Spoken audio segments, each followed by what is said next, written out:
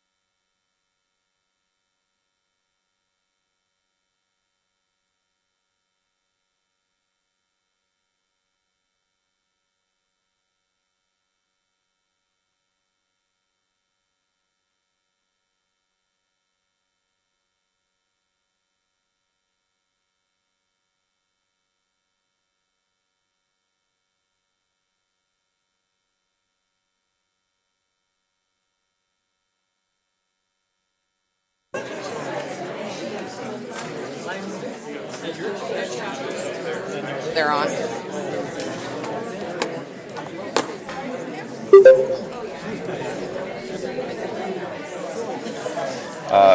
Barry. Jeff and Barry, can you hear us in the council chambers? I can hear you guys. This is Jeff. Okay, thanks. This is Barry. I can hear you too. Okay, thanks.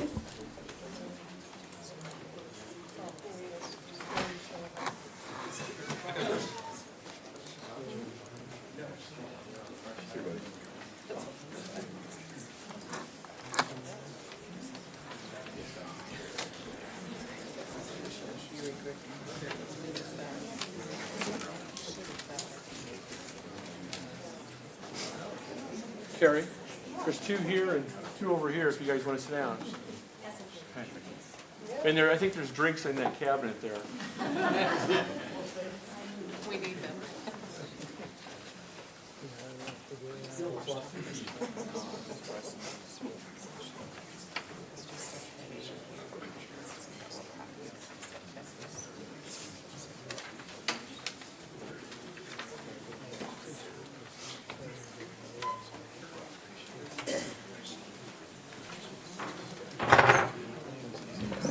This up a little. Not tip the tea over.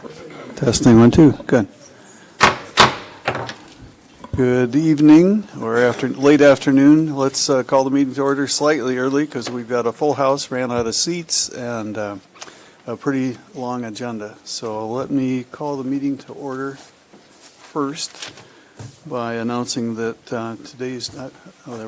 today's date is March 25, 2024. The time is 5:29 p.m. We're at the City Hall Council Chambers, a little harder to get to at 110 West State Street because 110 West State Street is all torn up.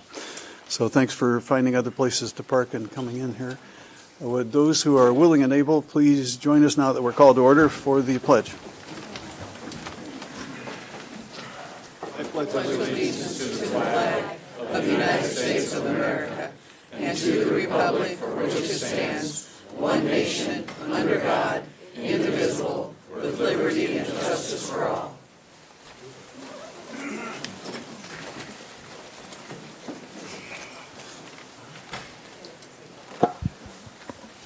Roll call, please. Cal? Here. Lottie Here. Mitchell? Here. Nichols? Here. Schneider? Here. Thompson? Here. Very good. We have a relatively full house, and I'll get to that in a minute. But first, I have to read this proviso to everybody. Members of the public may make comments on any item that was not on the agenda during this time. You have to approach the mic, state your name and address. Limit your comments to 3 minutes unless I authorize longer. Direct your comments to the mayor and council as a whole, not individually. So at a few of the last meetings, we've had people that are calling councilors out by name, and if it's confrontational of any sort, in any way, that's forbidden by our regulations, so don't do that. the councilors and the mayor shall not engage in discussion or debate on the items raised by members of the public, and no action may be taken on those items so that we can comply with the open meetings laws. I didn't know we were in a dental office, but it sounds like we are. The other thing, we've had people who come up and ask questions and they expect answers. It doesn't happen. It can't happen that way. We don't get to talk. We'd love to talk. We can later, but because it's not an agenda item, we can't. No, we used to do this at the end of the meeting, those who would stay here until 9 o'clock at night so they could have their 3 minutes to say they knew those rules. Seems like they've been kind of difficult to understand now that we've flipped things to the beginning of the meeting. So I just wanted to start the meeting that way. And before we have the mayor, council, and administrator comments, the microphone is open. And so if anybody would like to make public comments, now is the time. Hi, this is Joe Carter, 610 Elmwood Drive. I thought it was also important to say that I'm in the 3rd Ward. My representative, I'm a constituent of Greg Nichols, and I'm also a constituent of those that were elected at large, because every once in a while you guys talk about who my constituency is and those constituents that you've heard from. And so I'm trying to make certain you guys hear from me almost every time we've got a meeting. And my notes are typically going to be the same. I've talked about positive stuff, growing this community. There are some on the council who I don't think are convinced that we need to grow this place. But having just come back from Australia, being there in the last week on a business trip where we sell a lot of products, so we were advertising for the community of Marshalltown within the country of Australia, only country that has its own continent. And we saw a lot of Marshalltown products there. But if we're going to continue to do the growth that Marshalltown's doing, we've got to do those things in this community that add attraction. That's my personal belief. It's my belief as a company. It's our belief as an industry as we talk about the other industrial leaders here in town, whether it be Lennox, whether it be Emerson, whether it be Mechdyne, et cetera. We've got to have more for our employees and to draw more employees to this town. And if we're going to get away from that impoverished community that we are today, one of the less wealthy communities in the state, let alone the country, I think we've got to do those things. I'm concerned about roads as everybody else is, but if we don't do all those other things, it's not going to work. And so I hope that you guys continue to vote yes for those things that are positive and push what we're trying to do here economically. And so I know one councilman recently commented that he'd made a mistake on the Edgebrook, the new street going in that would get economic development there. I know that chamber is working hard at doing a great job. I know that John Hall and his staff do a phenomenal job with our economic development. I expect great things out of those people. But if we don't support them, if we don't push, if we don't continue to do that and grow, companies like Marshalltown are going to have a hard time surviving here. So I just lay that to you. We cannot cut our way to prosperity. Thank you. Anyone else?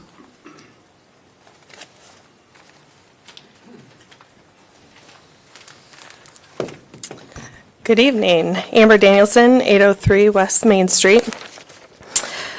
It's natural for there to be decisions that some of us may not personally agree with, alongside those that we wholeheartedly support. I think all of us can think of a time where a decision was made, maybe even in this room, that did not align with what we wanted. From a young age, many of us were taught the value of agreeing to disagree.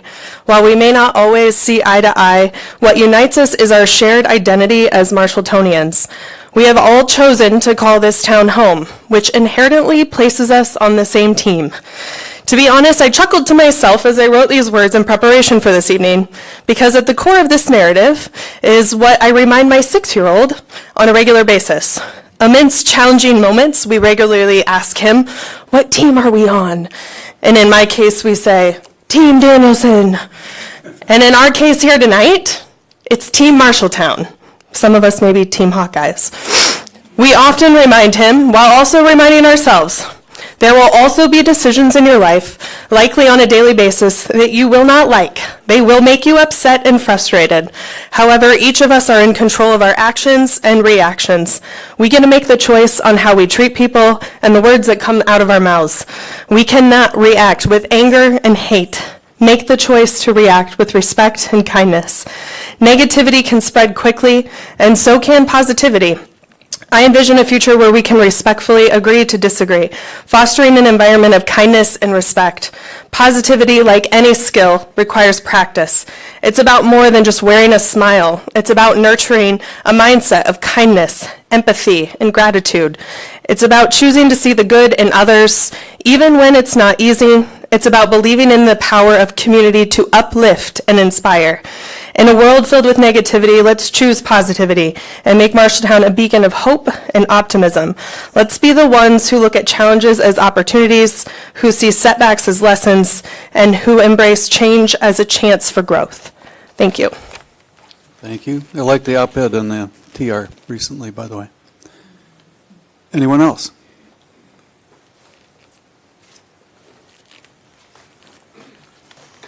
Hello, Jim Shaw, 522 North 2nd Street. I apologize for missing some meetings, but I'm back now. I've had a couple of personal incidents involving pit bulls. A couple of weeks ago, one of the older ladies in our complex was doing her laundry, which is directly across from my apartment. I saw her come out, and suddenly there was an unleashed pit bull behind her. I grabbed my baton and ran out to get between her and the dog as she started screaming. I told her I had the dog and for her to go to her apartment, call the police, and tell them to hurry.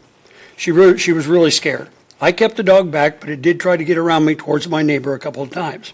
A couple of minutes later, an officer arrived in our parking lot. One of our tenants, who also owns a pit bull, came out and said she knew the owner and the dog. She was able to catch it, and her and the officer went to return the dog. A couple of minutes later, they came back, and the officer turned his vehicle around our parking lot, starting to leave. I stepped up to his open window and asked him if he had issued a ticket. He said he'd handled it. I told him that wasn't what I asked. He repeated he'd handled it, and then he drove off. I personally thought that was a little rude. So I called the Chief Tupper and asked why there wasn't a ticket or at least a warning issued so we start documenting the violations. He said he gives his officers discretion whether to write a ticket or not. I told him this shouldn't happen when it involves a dog because there are specific consequences for each additional ticket. He said goodbye, Mr. Shaw, and hung up. I guess we were done. I thought that was a little rude too, but I guess he didn't want to discuss it. This past Saturday, I had an incident with the tenant that owns a pit bull. Her dog went running by my apartment unleashed. I opened my door and saw her dog running around our courtyard. She had her door barely opened and opened it all the way and asked if I did have a problem. Told her, yes, your dog needs to be on a 6-foot leash. She told me to mind my effing business and what I could do about the leash. I repeated, we have a leash law. Unless the dog is tethered by a rope or chain, it must be on a leash. She kept yelling that it was under control as it ran behind the building, and I hollered at her, it can't be under control now. A minute or so later, it came back and headed towards me. I shook my baton out, and she asked if I was going to hit her dog with that stick.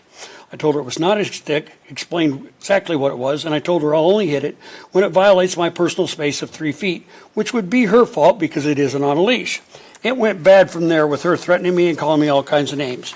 I informed her I was going to call the police. I never seen anybody come back, so I called the police about an hour later. The lady told me yes, she thought an officer had responded and she'd have him call me. A little while he called, he told me he had been there but had not seen a loose dog. Told me she took it inside when I told her I was going to call him. He said he knocked on the door and there was no answer. That was a surprise. And he didn't hear a dog. I said, can you please give her a warning? No, not just on my complaint, even though I told him that I had another tenant to witness. He said he has to witness it. Then he proceeded to tell me that pit bulls are not bad dogs. It's how they are raised and treated. That kind of stunned me, so I asked him to repeat that, and he did. I told him about my comments here at City Council concerning pit bulls and asked him to come to tonight's meeting. He said he would not. Thank you. The microphone is still open.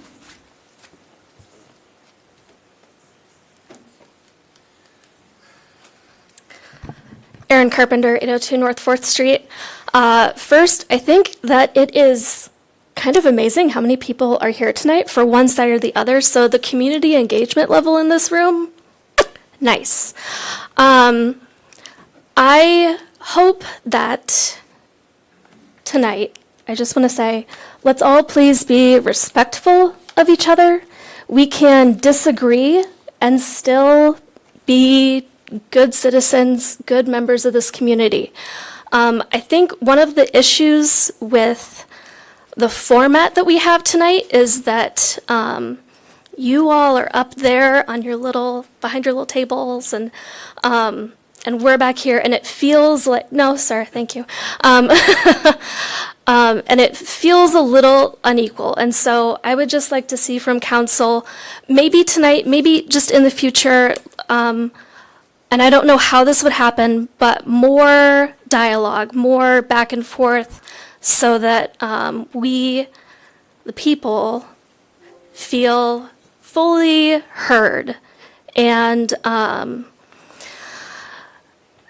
know that like active listening has been a phrase thrown around in the last few years more, and you're not allowed to really go back and forth at this time.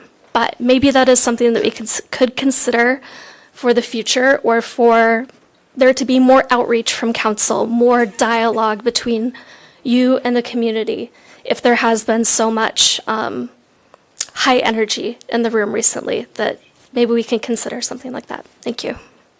Thank you. Anyone else?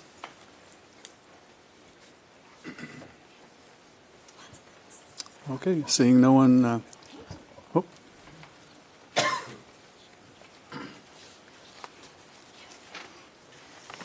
Ray Mitchum, 1402 South 3rd Avenue. And I just wanted to say how much I've appreciated what the council has tried to do with some of the really challenging questions and votes that have come up lately. All of us who have lived in Marshalltown most of our lives have thought good things about the Fisher Governor Company back then, Fisher Controls, and of course with the question about the Fisher Foundation. You know, I appreciated some of the council members really trying to think now, how should me as a citizen think about this, as well as me as a counselor in making decisions for the city's money. And I have appreciated some of this deep felt thinking of maybe as a citizen is what we need to get behind the fundraisers. Now, I think several meetings ago, I heard a counselor say there was over 230 some nonprofits. And if that's correct, I can see why, as a counselor, as a city council member, that's a huge amount to consider. How do we dispense of the city's money, of the taxpayers' dollars?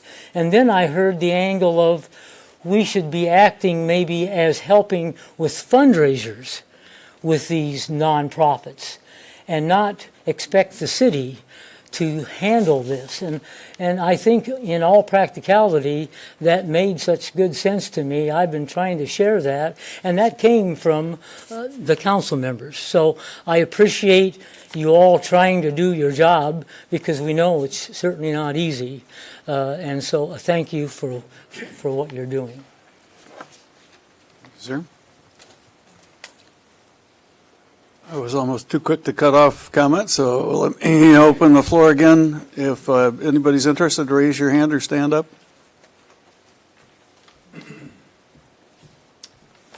Hi, Joa LaVille, 103 North 15th Street. I have been the youth services manager at the Marshalltown Public Library for, it'll be 25 years in August. So I've seen a lot of come and go. Different and a lot of service directed toward the library. And I do know a lot of people that I invited here tonight. I thought that they would show support during public comment, so they might want to show support later as well. But I did want to ask people if they wanted to show support, just to stand, if they are a fan of the library and they support the library and they use the library. So you can go ahead and do that if you choose. Wow.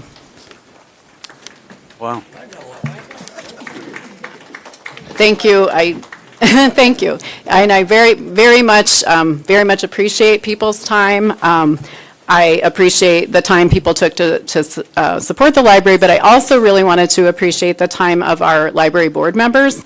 Library board members serve completely, it's a pretty thankless job a lot of the time. They're kind of invisible at their board meetings, and they spend time, doing training, and they learn about the library, and they're motivated by nothing other than just a love for the library and the people that use it. And so I just wanted to thank our current board members, Tanya Gaffney, Maureen Lyons, Ruzan Morrison, Kevin Pink, Judy Lindholm, Eric Hall, and Ashton Beek. I also want to say, having seen a lot of board members over the years put in a lot of time, I think that this current time has been the most challenging to be a board member, things they maybe didn't sign up for, like being on the board during all of the things we had to, hard decisions during the pandemic, some of the, current things that are going on, and they have just still kept doing that in light of, even having lots of other things. Tanya Gaffney, for me, has been one of my #1 education partners to the library, and if it wasn't for her, we wouldn't, the Emerge program that's been a long-time partnership, the summer reading promos with Lenahan, Bobcat U with Lenahan, the Battle of the Books that we're bringing back, just connecting with the district and anything I asked her to do, and I was so grateful that she was willing to give it another shot and share her time with us again. So I just really want to say thank you to those board members. Thank you. Thank you, Joe. Your Honor, I had a comment submitted online. Okay. This is from Tatiana Fernandez at 1260 South Jordan Creek Parkway, West Des Moines. She said, I feel it's extremely important to express my gratitude to the Marshalltown Public Library and the effects it has had on not only myself but also my peers. I graduated from MHS in 2018 and attended the Marshalltown Community School District for the entirety of my academic career in Marshalltown. The library was one of the few locations I could go to study and submit my homework, as my family could not afford Wi-Fi at home. Had it not been for the library, I would have found myself facing further challenges than necessary to complete my schoolwork. Thanks to the library and my community, they've allowed me to push forward and pursue a career in the medical field. It serves as a great asset for those who do not have the same services at home. I've seen firsthand the importance of the public library on the younger family members and children who attend the summer programs during my time as a program coordinator for several of our elementary schools. The Marshalltown Public Library is truly a great place for our community, and it serves everyone of any background and any age. I'm eternally grateful to have had the library as part of my community. Thank you. Any other submissions like that?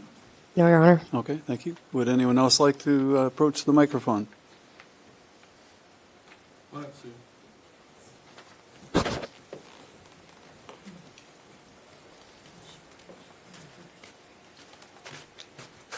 It's really different on this side of the microphone. I don't know if I can see. I was going to ask if you could be taller so I could see. Can I just stand here then? Thank you very much, council members. I really appreciate what you do every day. I've been in that chair. I know what you do, and that you do stand for the people of Marshalltown. I also want to give For the record, Sue, we actually have to have you introduce yourself. Oh, I'm sorry. Give your Sure.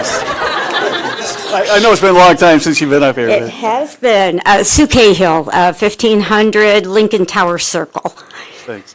Again, thank you for what you do. I do want to commend the library from the time and the library directors and staff and personnel and library board, because we used to live just a block to the north of here, and we walked up here. I mean, the path was well worn from me pushing strollers or kids who came up and served as volunteers in this facility right here, worked the library, found their love of reading by finding books and series that matched their interests.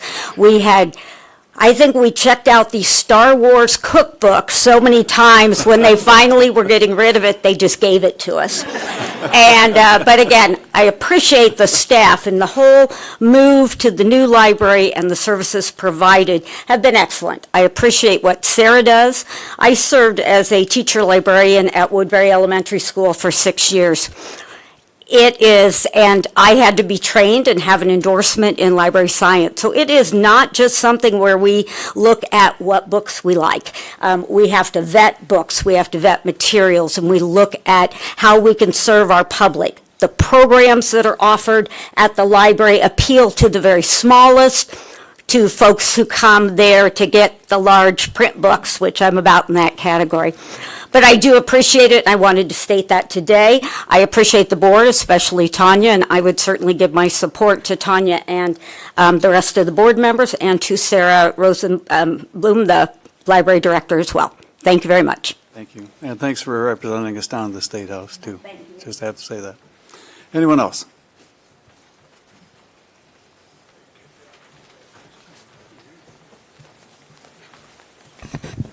Dylan Doe's 302 North 4th Street. I want to talk in just support of the library from both a personal and a professional level. First and foremost, as a personal level, we are guardians of a 25-year-old with autism who daily goes to the library where he is respected, he's welcome there, he gets to go there, and we got him out of a situation where he was functionally homeless, and it was in the library that he was able to access Wi-Fi, able to access things that he's very interested about. As autism, we know we have superpowers. If you need a Marvel trivia partner or any musical, Trace would be happy to do that for you. From a professional level, even this past week in my role, one of the great things I get to do is to talk about Marshalltown everywhere and get to show off Marshalltown here, seeing people moving here from all across the globe and even from Des Moines looking at this hometown feel. But having trailing spouses that utilize the library because they work remotely, and it gives them a great opportunity, great access, either use the Wi-Fi or use the meeting rooms.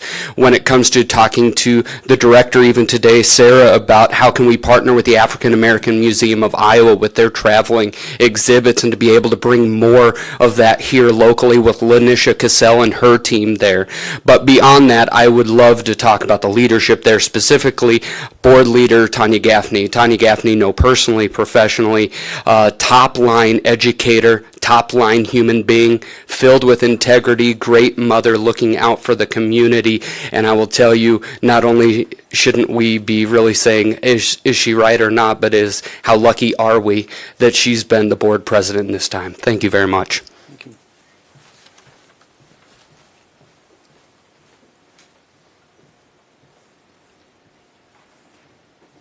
Anyone else?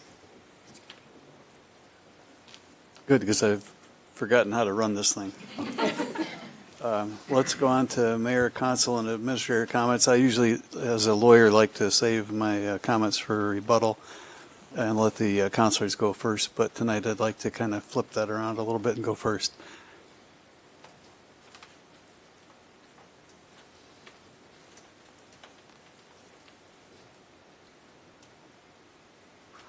Maybe I should go with a moment of silence, but what I wanted to do, and will do anyway, is ask each councilor to talk about Al Hoop.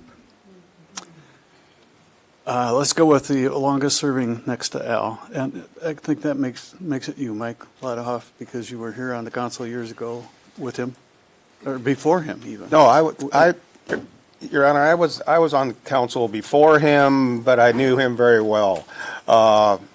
When I got on the council again this time, I was a lucky guy. If you had information or questions or just kind of what you feel, both of us, because Al had been on the council for so long, and I was on the council for 6 years before, you kind of seen and done everything. And he was always available. I know he loved the city of Marshalltown. I'm wearing a hoodie because somebody up here now has to wear a Marshalltown hoodie to the city council meetings in his honor. One of the things that Al had was wisdom, and he wasn't a man of a lot of words, but when he spoke, you listened. He loved athletics in town, and I know he loved this city, and he loved the people in it. He's going to be missed quite a bit. That's all I have, sir. I haven't kept track of who's, I think, probably Barry and Jeff are next. Do you guys know? Let's I go up. can go, Your Honor, if you'd like me to. Thank you. So my brother and I were about Al's boy's age, so I know his sons and would always see Al around at different youth sporting events, high school sporting events, and I just always remember how, when you, as a kid, looking up to an adult, you're like, man, that's Al Hoop. I know who he is, because it seemed like a mover and a shaker. He was always doing something important, and I always remember he always treated kids well, warmly, and respectfully, and that says a lot about his character.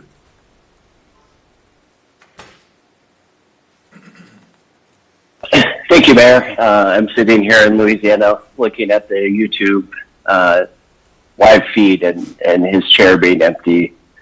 Definitely, it's pretty hard. I'll try to maybe talk about Al as a coach, because that's probably how I experienced him in his fullest capacity, in the sense that Al was Al. Whether it was his 40-mile-an-hour fastballs he was throwing in the batting cage because we needed a look from a lefty, or I'm convinced maybe he was trying to make baskets, but he made a really good coach for us to work on our rebounding in practice. And he just played that up so well, and he was doing everything he could to make us better as athletes, but truly better as human beings. And that you saw that later in life as he stepped out of athletics, but still looked to find ways to serve in the community.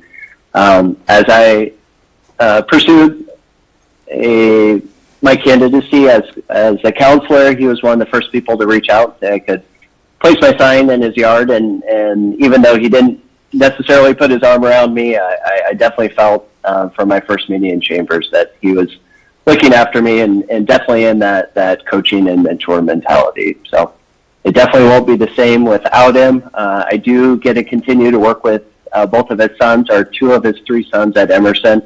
So his legacy in Marshalltown will definitely continue on. Thank you. Thank you.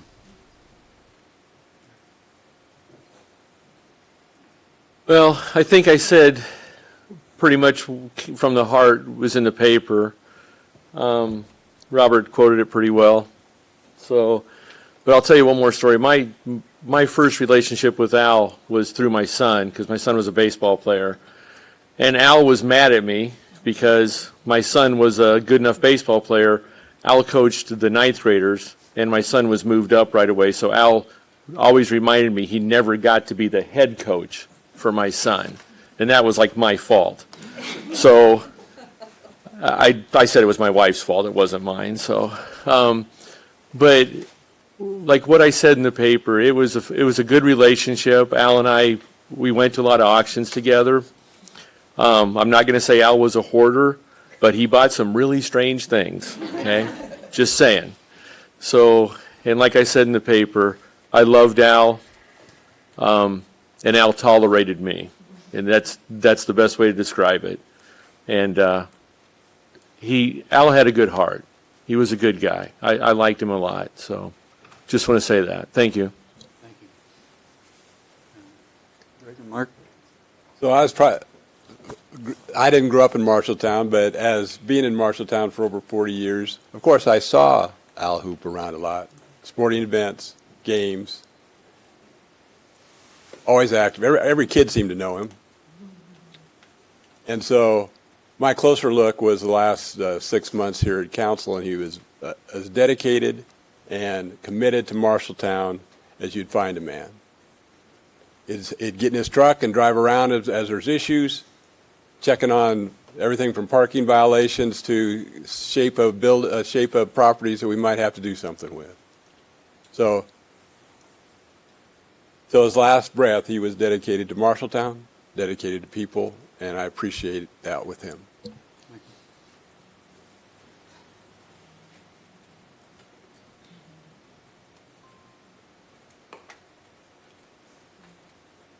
Al was a type of adult that if he seen a kid and he thought that there was something wrong, he would go to that child and he would ask them what he could do to help them. He would always look and he could see the good in the individual, the child. he could see the potential, and he would work on that with that child, no matter it was just a chat on the street or if it be in the batting cage. Wherever he was, the child was number one for him.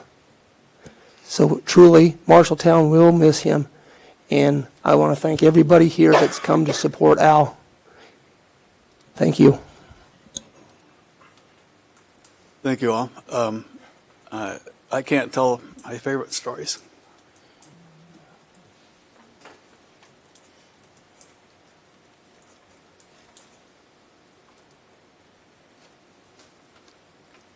Because I'll choke up too much. It makes sense. The service is tomorrow at Rondo's. 7 o'clock. Visitation starts at 6.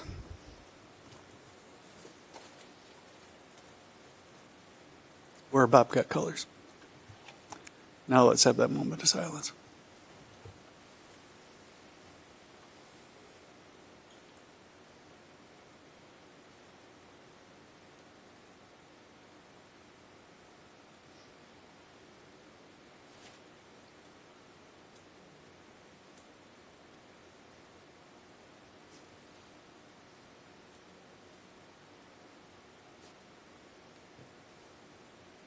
Thank you all. And any other, I guess I should ask if there are any other councilor comments tonight? Okay. Let's go on to a happier note, and that's how many years of service so many people have worked for our city. Anybody want to take the lead on that one, or should we just announce who they are tonight? Let's do that now. Okay. I'd like to thank David Folk of the Water Pollution Control for his 5 years, Larry Atcher, Engineering, 5 years, Jason Johnson with our Fire Department for 10 years, and Brian Abel with the Sewer Department for 15 years. On next to the Marshalltown Police Department Reserve Police Officers Recognition. Chief.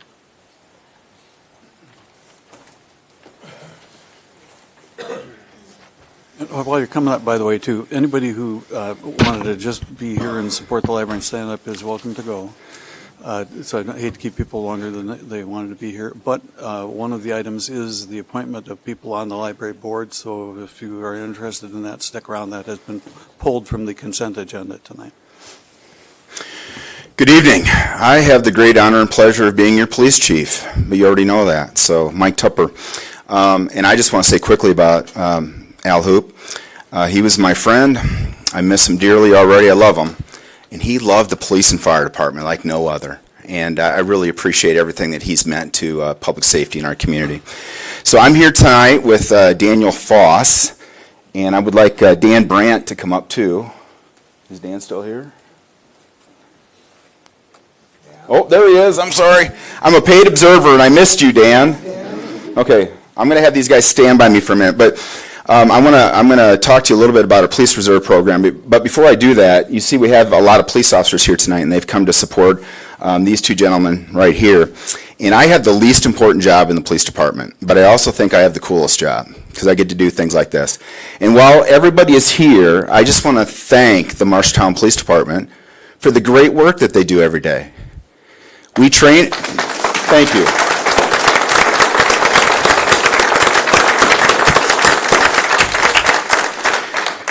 It's not easy being a police officer. It's a very difficult job. It's an honorable and noble profession, by the way. Very proud of my profession. I'm very proud of people that will volunteer as reserves to do this job, and I'm proud of the people that I work with every day. We train them up, we give them equipment, and we send them out to do good work, and they have to make life and death decisions on a daily basis. And they will always have my support when they use their discretion to solve problems. I train them up, we talk about issues, and then they go out and do the work. And I'm very proud of them. I think they do a great job. And for the community, I want to guarantee you one thing. When you call me about a concern, I investigate it. And if there's a problem, we address it. But more times than not, the cops make the right decision. And I'm very proud of them. So, tonight, I'm going to get the cart ahead of the horse a little bit here, because Daniel Foss has completed his reserve officer training. And here in a minute on the consent agenda, you're going to appoint him as a reserve officer, I hope, because we're here to celebrate Daniel a little bit.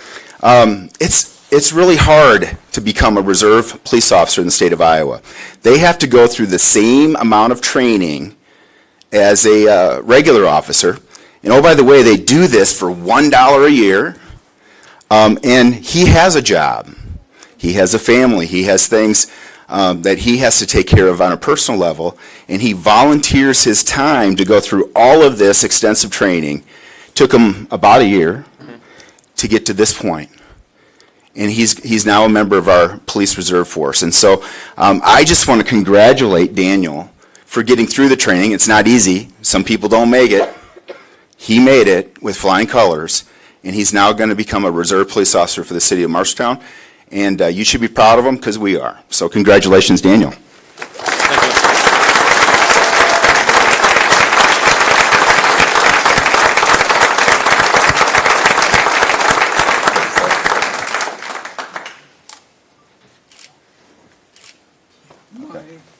Oh.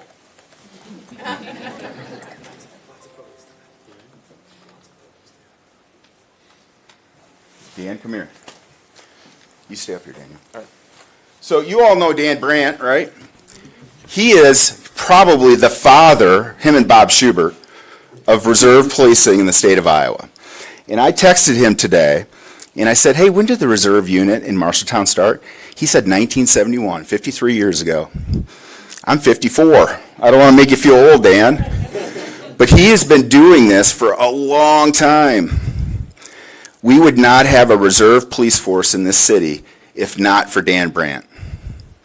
And because of his innovation, his intelligence, his foresight, we probably would not have reserve policing in the state of Iowa like we do today if not for Dan Brandt, Bob Schubert, and a couple others. All started right here in Marshalltown, Iowa. He made that happen. And up until very recently, Dan was still doing a lot of work for the Marshalltown Police Department, and he was still doing a lot of volunteer work for the Reserve Police Officers Association. The training that this young man just went through probably does not exist in the format that it does today and the professionalism that it does today if not for Dan Brandt and his Reserve Association. And so I just wanted to take an opportunity to thank Dan Brandt for many years of service, 53 years of service to reserve policing in the state of Iowa. He's my hero. He has done a great job. We appreciate Dan, and he's always going to be a member of our team and a member of our family. And we've got a little token of appreciation for you, Dan.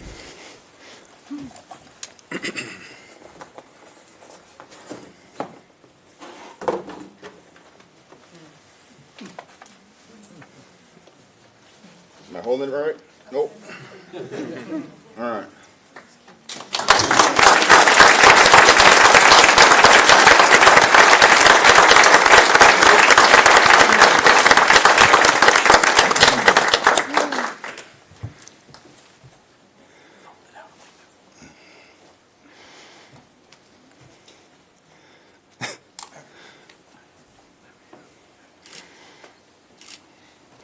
Congratulations. You want to say anything? Okay, all right. Why is his badge number in Roman numerals? So that's a really warm blanket, Dan. I have a blanket similar to that at home. My dog loves it, so. Thank you for coming tonight, and thanks for your work. Was that your badge? Yeah. Oh, I just learned that Daniel Foss is wearing Dan Brandt's badge. Oh, no kidding. That's a great thing. Nice. All right. That's cool. All right. Thank you, everybody.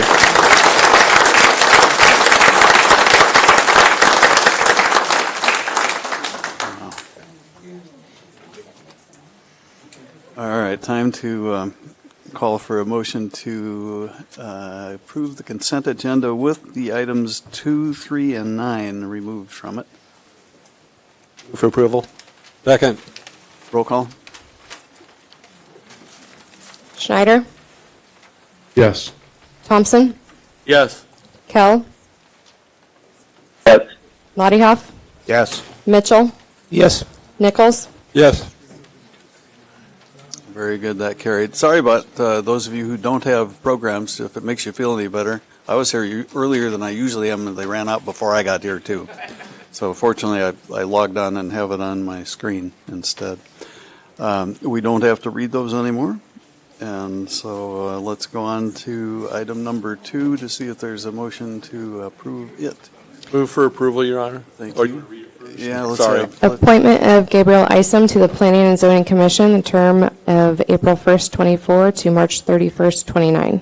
Move for approval, Your Honor. Thank you. Is there a second? Second. And then history, it's a tie. I'll let you figure that out, Alicia. And then our practice is to have whoever removed it visit about why it was removed.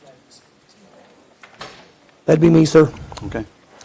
Yeah, I was asked to remove it from a couple different people, and it was in regards of if we expect somebody to make zoning laws and codes, then we need to follow them, and it was their consideration that he didn't follow voter code of Iowa, and so that's why I pulled it. Thank you. Any discussion about this one up here first? Your Honor, if I may. You may. I find Gabe Isom almost a perfect fit for this appointment. In our council manual, it states that up to 2 people can serve on the Planning and Zoning Commission and the Board of Adjustment. Gabe is a dedicated person and who perfectly understands how planning and zoning dovetails into the development of our community. He's smart, dedicated, and he loves this city. Thank you.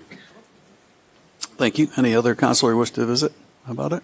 Yes, I'd support that. I mean, one of the things that you could very clearly say about Gabe Isom is he wanted a forward motion.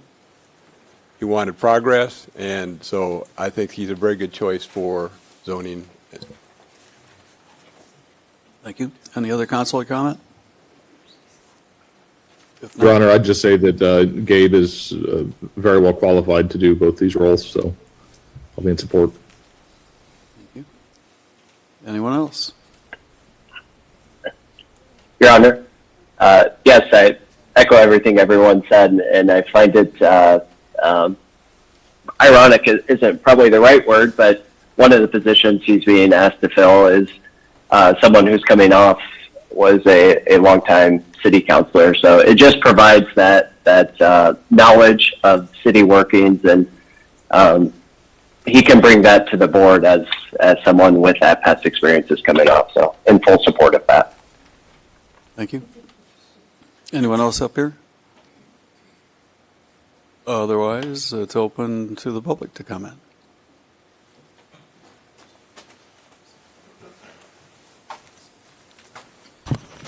Neil DeWall, 1504 Brentwood Terrace. Gabe is a great guy. I've worked with him for many years, since 2014. He's like me. He's from a larger city, Kansas City, and I'm from Houston. And we started a family here. We're living here, and we don't plan to move from here, right? And so, yes, like you guys said, he's a perfect fit for these commissions. And you'll find a slew of people behind me that also support him, too. Thanks. Anybody else from the public? Hello, Jim Shaw, 522 North 2nd Street. I don't have any problem with him being on either one of these commissions, but I do support what Mr. Mitchell said. Mr. Mitchell, what he said. So I agree with what he said, but I don't have any objections to Greg having these jobs. Thank you. Anyone else? Let's call the roll. Schneider? Yes. Thompson? Yes. Kell? Yes. Bodyhoff? Yes. Mitchell? No. Nichols? Yes. Very good. That carried on to number 3. What is that? Appointment of Gabriel Isom to the Board of Adjustment, term April 1, 24 to March 31st, 29. As Yogi Berra said, deja vu all over again. Is there a motion to approve it first? Move for approval. Is there a second? Second. Thank you. Discussion? Your Honor, if I may? Yep. I think Gabe could do both these jobs. I pulled this because I think he's a better fit for the Planning and Zoning Commission. And it just, I mean, look at this turnout tonight. And we constantly have problems of filling these board positions. And I don't understand that. They, like, especially Board of Adjustment, they don't meet that often. And so the only reason I pulled this is because I'm hoping that if we try a little harder, we can get some more people to step forward. You're all sitting here tonight telling us how much you love Marshalltown. We love Marshalltown. And this is, getting on some of these boards is a perfect opportunity to get your foot in the door and start seeing how the inner workings of government works. So I understand, nothing against Gabe. Gabe and I had a really good relationship working with and against each other on the council. I just want more people to take these positions. So that's why I pulled this one, Your Honor. Thank you. Thank you. Any other council comment?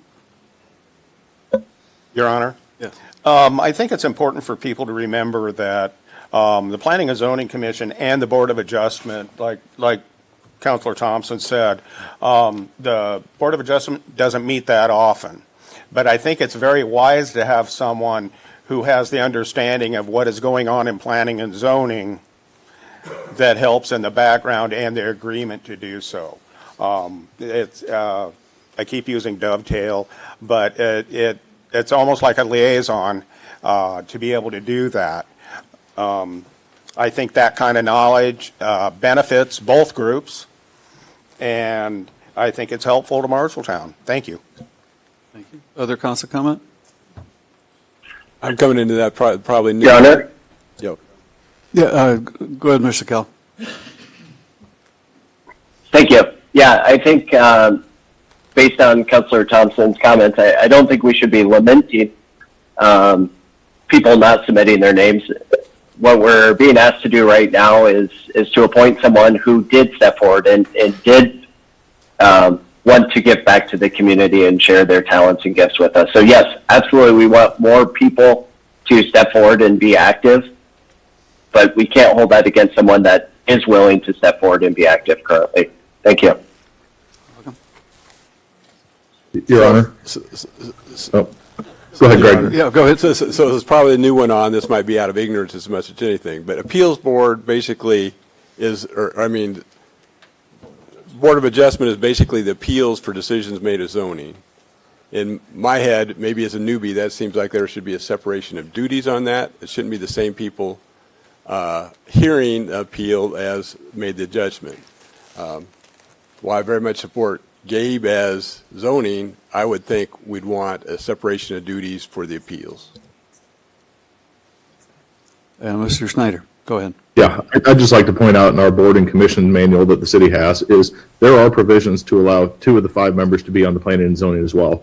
So there is nothing wrong here. I think our manual was set up understanding the duties of this role on both commissions, that it's good to have some overlap.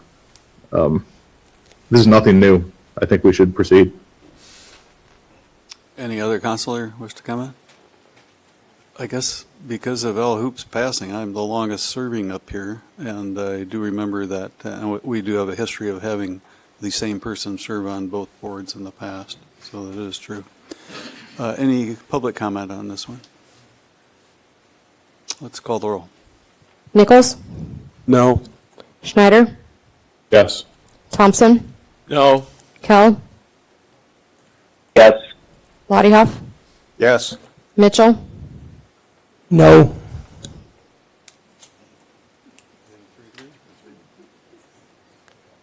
Okay, that did not carry with the 3-3 vote.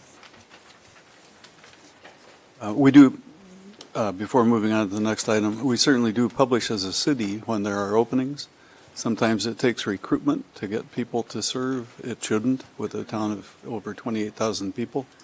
And so I would welcome input from people who would be willing to do that. Typically for the Board of Adjustment, it's to try to find somebody that has a little experience in either law or realty or something like that, but it's not required.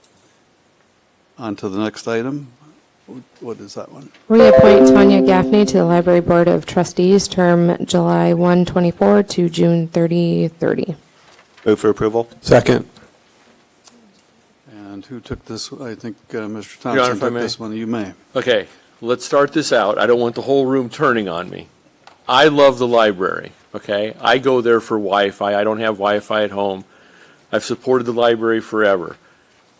And just what some of the comments earlier and what everybody else feels and says, the reason I pulled this, I just want to make a point tonight.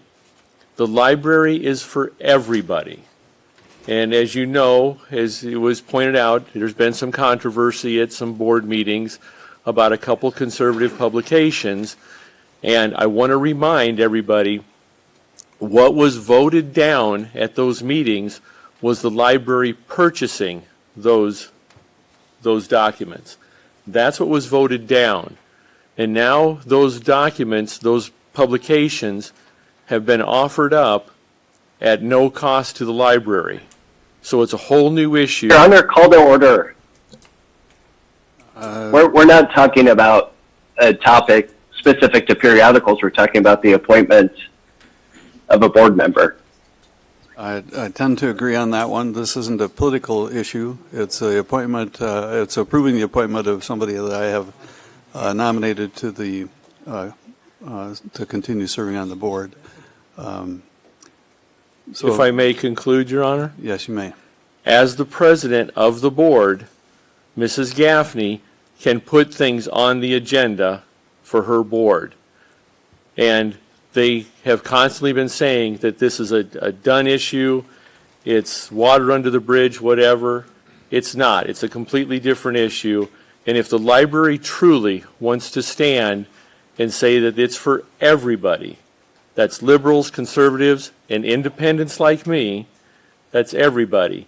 And that's all I want, is just the library to have things there and board members that truly believe the library should serve all 43,000 people in the county. That's why I pulled this, Your Honor. You? Your Honor, if I may. You may.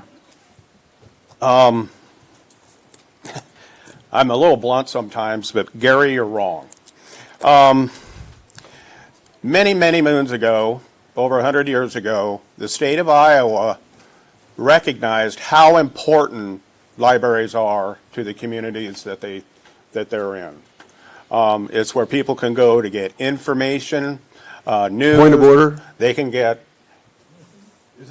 Isn't this the same issue as Mr. Kale brought up, that this is, we're voting on I'm going to explain why we have a public library and how that functions. The library board was created by Iowa code to protect the library from politics, from skullduggery, anything like that. The library board was created to protect the library, to worry about the operation of and the quality of the material in it for the public. So that is their main focus. And that brings me to Tanya Gaffney, that I don't know Tanya, really, but I have seen her at library board meetings. She's an amazing person. She's an educator, a family member, or she has a family, she has kids, and she still finds time to donate her time for the benefit of Marshalltown to the library board. She understands full well what that means, protecting the quality of the materials in the library. And I just think that we need to remember that that is what is in the Iowa code. That is why we don't have a city council that just runs the library too.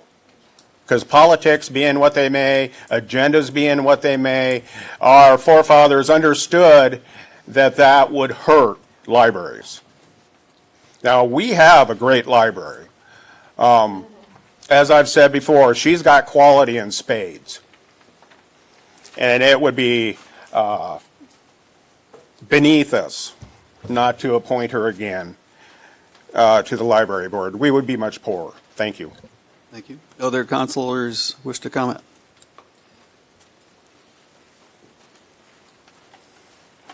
Time for public comment.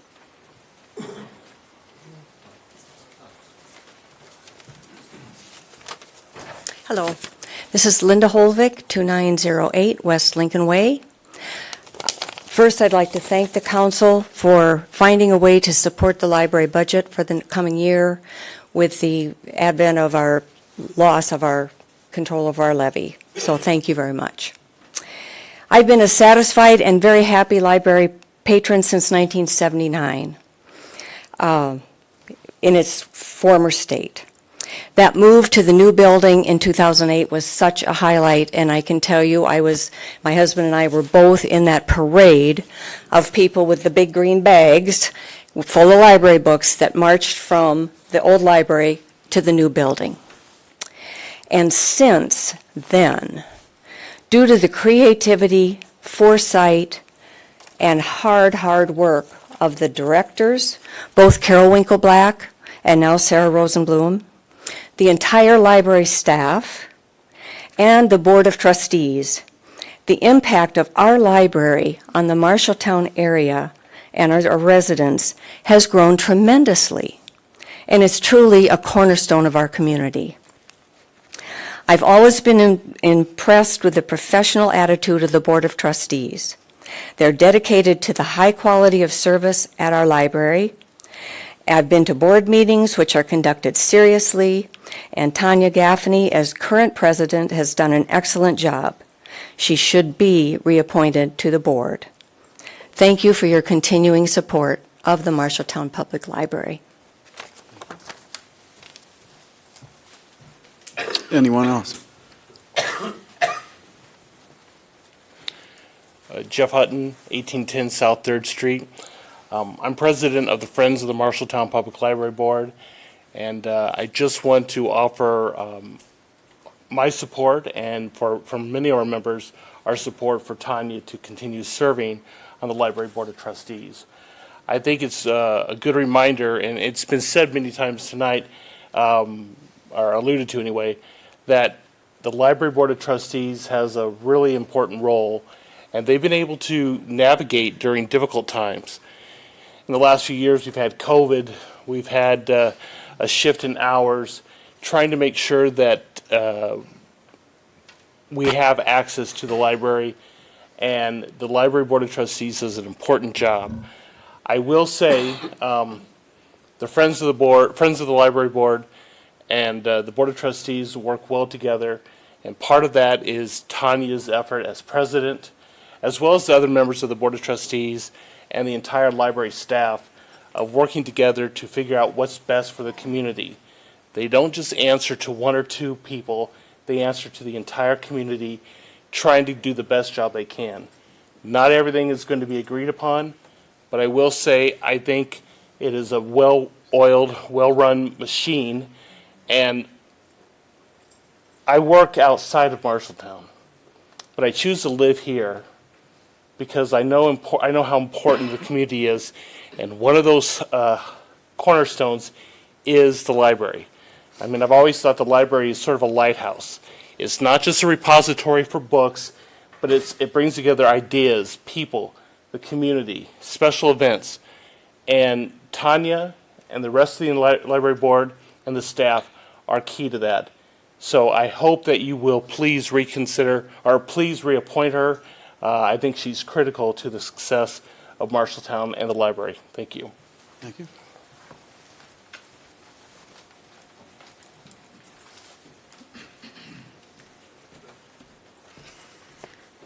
Serena Stabenow, 1403 West Main Street. I love the library. I don't know Tanya personally. I know her husband, but that doesn't make a difference. So if you're saying that material makes a difference, I mean, not too long ago, I went and checked out a magazine, Women in Weed, and so that right there just shows you that the library doesn't care, you know, that they were carrying that. Now they no longer carry that because it was brought to their attention that they shouldn't be carrying that. So, because it is illegal in the state of Iowa. but guns are not. So just to let you know.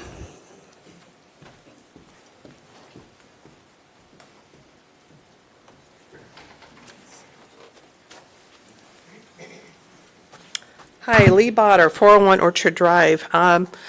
Last week and the past couple of weeks is the first time I've ever seen Tanya. Didn't really have a chance to talk to her. I believe that she's probably a great person.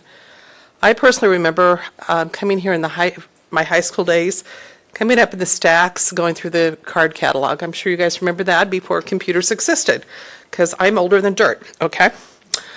My daughter, one of her first bosses was Joa.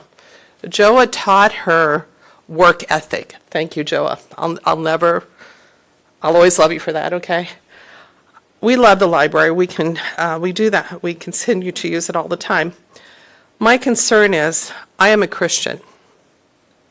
Some of the comments have came out is the Epoch Times is a Christian magazine. I subscribe to it. I read it daily. It is not just a Christ-centered or a religious periodical.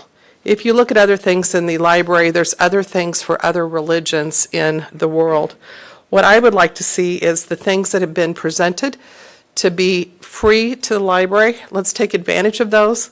Let us have that opportunity to make our own judgment calls. We'll still use library no matter what the decision is. But with Tanya, if you guys do reappoint her, I would encourage her to rethink her position on at least Epoch Times. Thank you. Anyone else?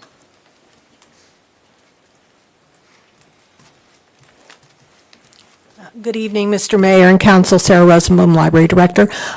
Just going to keep it short. I just want to first off, I want to thank all the supporters that have turned out today.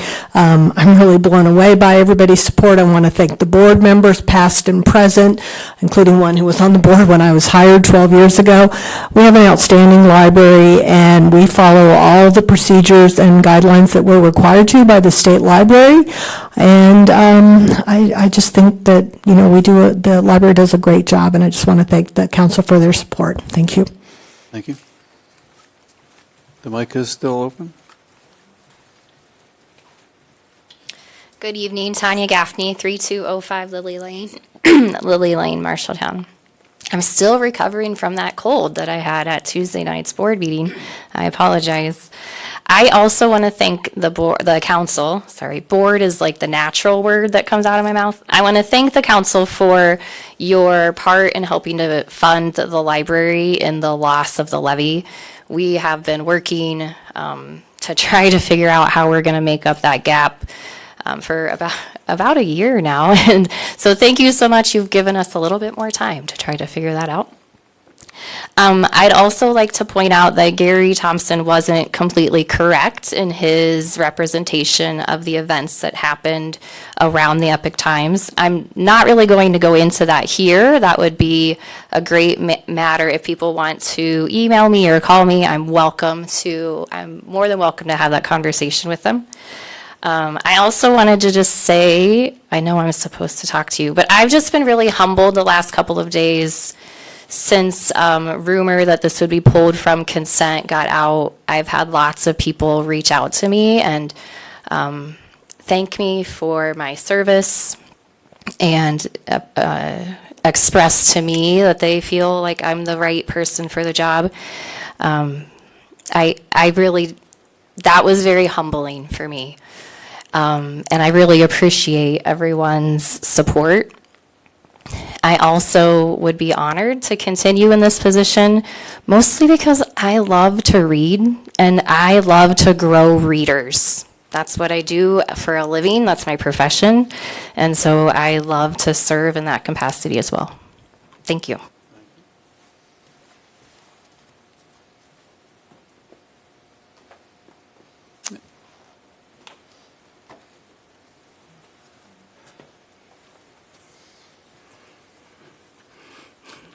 I'm Ray Mitchum, 1402 South 3rd Avenue.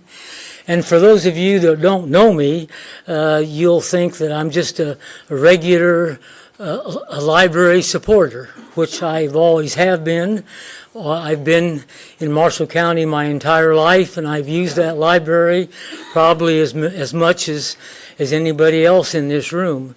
And of course, I taught school for almost 40 years, and you know how many students of mine were encouraged, and I accompanied them a lot for their research. And so I am definitely a library supporter, and I never knew Tanya until her husband began to run for county attorney. And we were out at MCC, and I was sitting down ready for them to start, and here Mr. Gaffney brought his wife to sit down next to me, and so I was introduced to her. And of course I found out that she was a teacher like me for all these years, and I have a special thing in my heart for teachers because I know the challenges that teachers have. So Tanya has a lot of work on her job, and then she comes and is the president of the library board. And I respect her for that. And I'm actually here to support her being reappointed because I think that the problem goes way beyond Tanya. And I think if he wasn't exactly correct, I know, of course, that the publications would not cost the city anything because patrons themselves would be paying for the two publications. I, for one, supply the Epic Times because of my science background. I was a biologist all of my years, and I researched a lot. And here at the Epic Times, the headlines for Your Honor, science... point of order.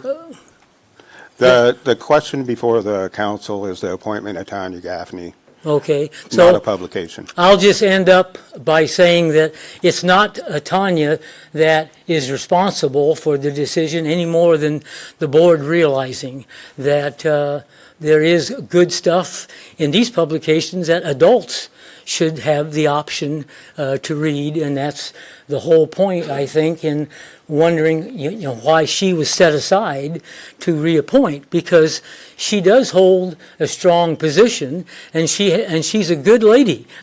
She is a good person who is a teacher and knows the responsibilities, but there are other people involved in this too. And so I just think that you just need to be aware that certainly if it's free to the public, it's up for letting Tanya be responsible to head that up. Thank you.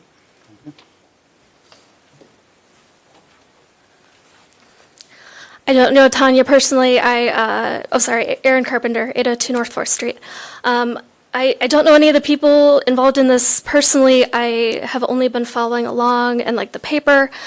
But I am glad that we have a library board that is willing to act to curate a collection of information that is relevant and accessible to all the people in our community. The internet, which is not unavailable at the library, is a great place for everyone to go to read the media that they personally prefer. And I'm a little at a loss here, logically, because I kind of doubt that the people who are advocating for one side would be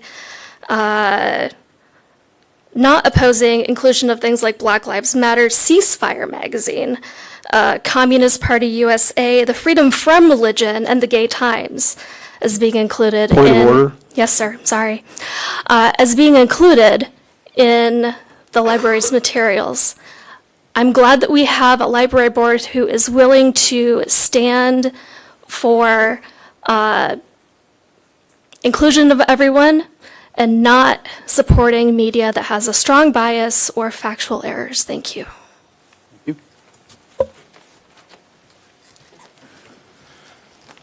Mark Eaton, 1007 South 10th Avenue. I think you should reappoint Tanya to the board of the library as the president.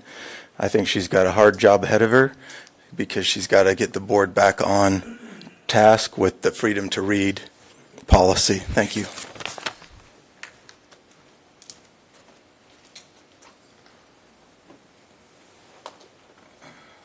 You do allow us outsiders to speak, right?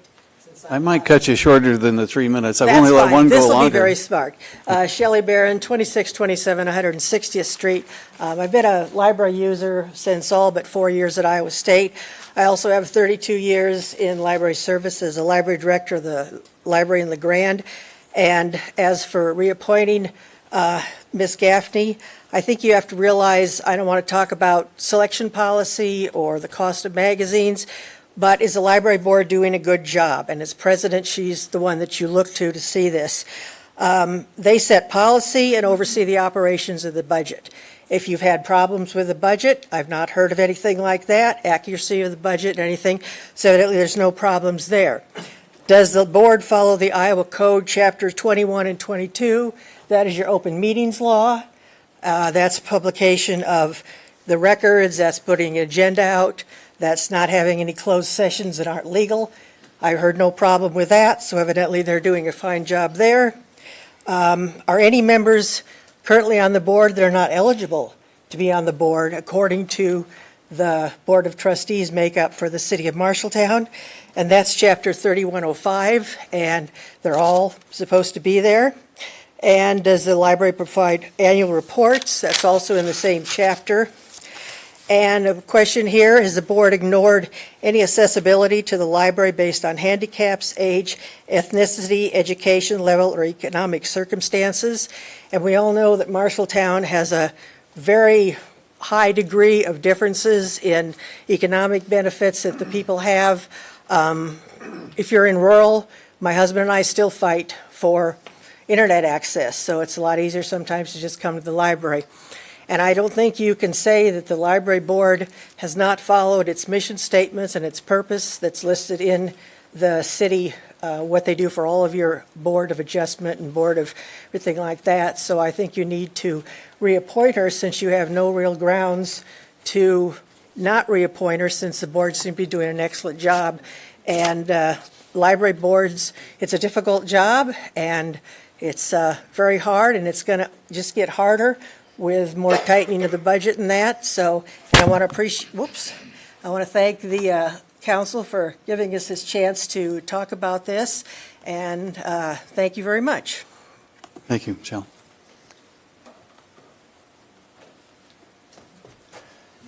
Hello, Jim Shaw, 522 North 2nd Street.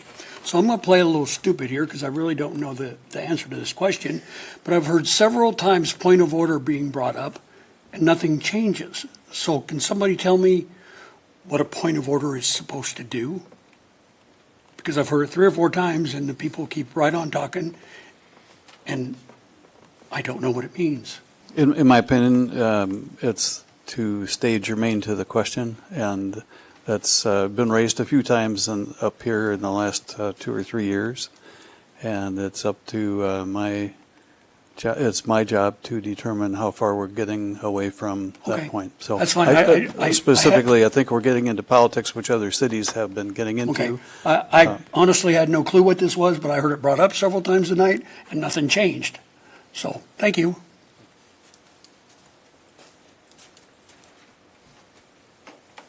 Anyone else?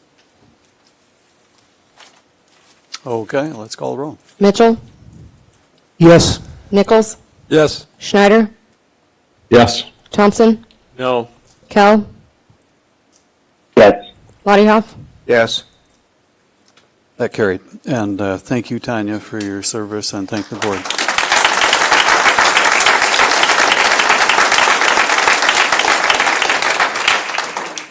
You got a lot of friends.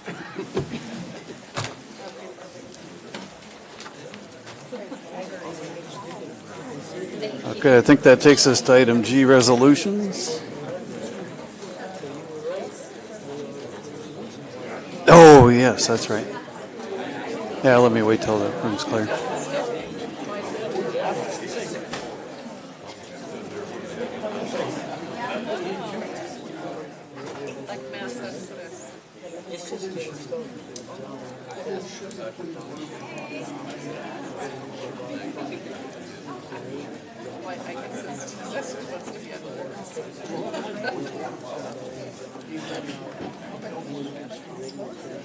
Guess we know who wants to be on boards.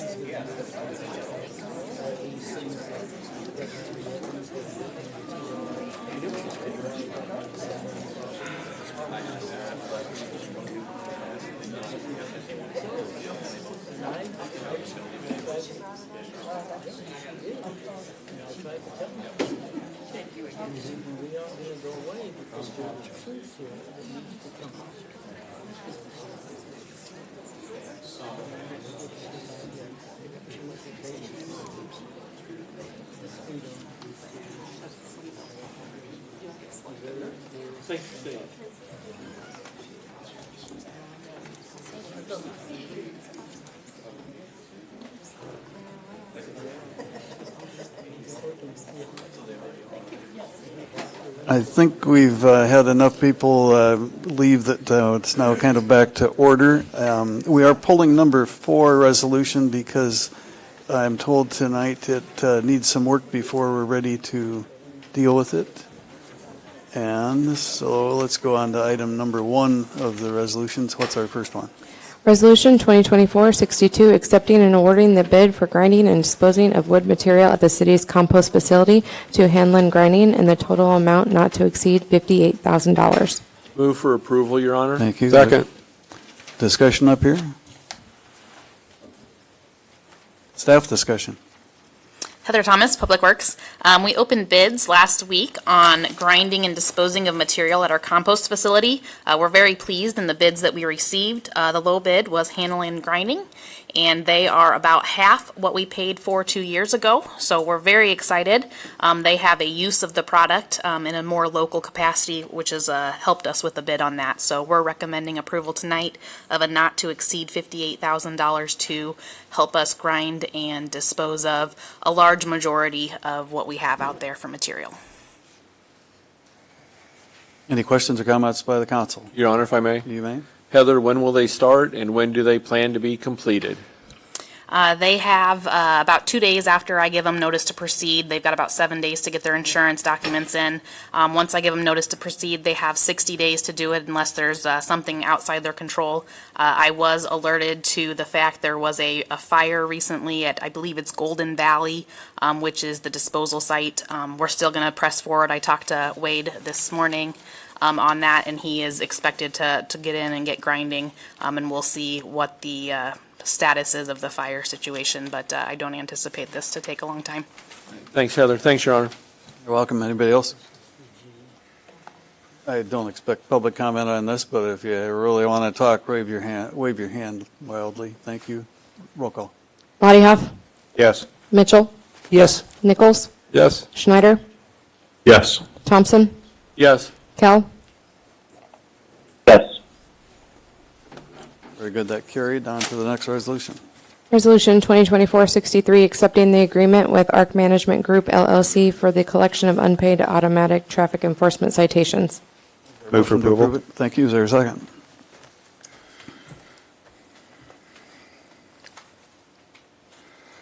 Still waiting for a second. Second. Thank you. Discussion? Chief? Okay, so you have Mike Tupper, Marshalltown Police Department, you have a memo in your packet. As you know, we implemented a automatic traffic safety program not quite a year ago. Actually, I'm actually very pleased with the number of citations that have been paid. Our percentage is higher than what typically happens, especially in the first year of a program.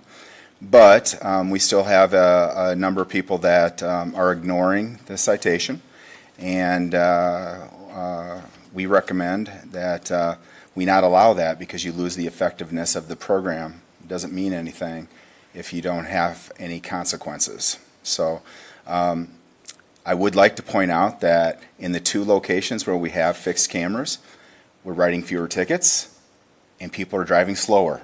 That's been the plan all along, right? And so I want people to put us out of business and just obey the speed limits in those 2 locations.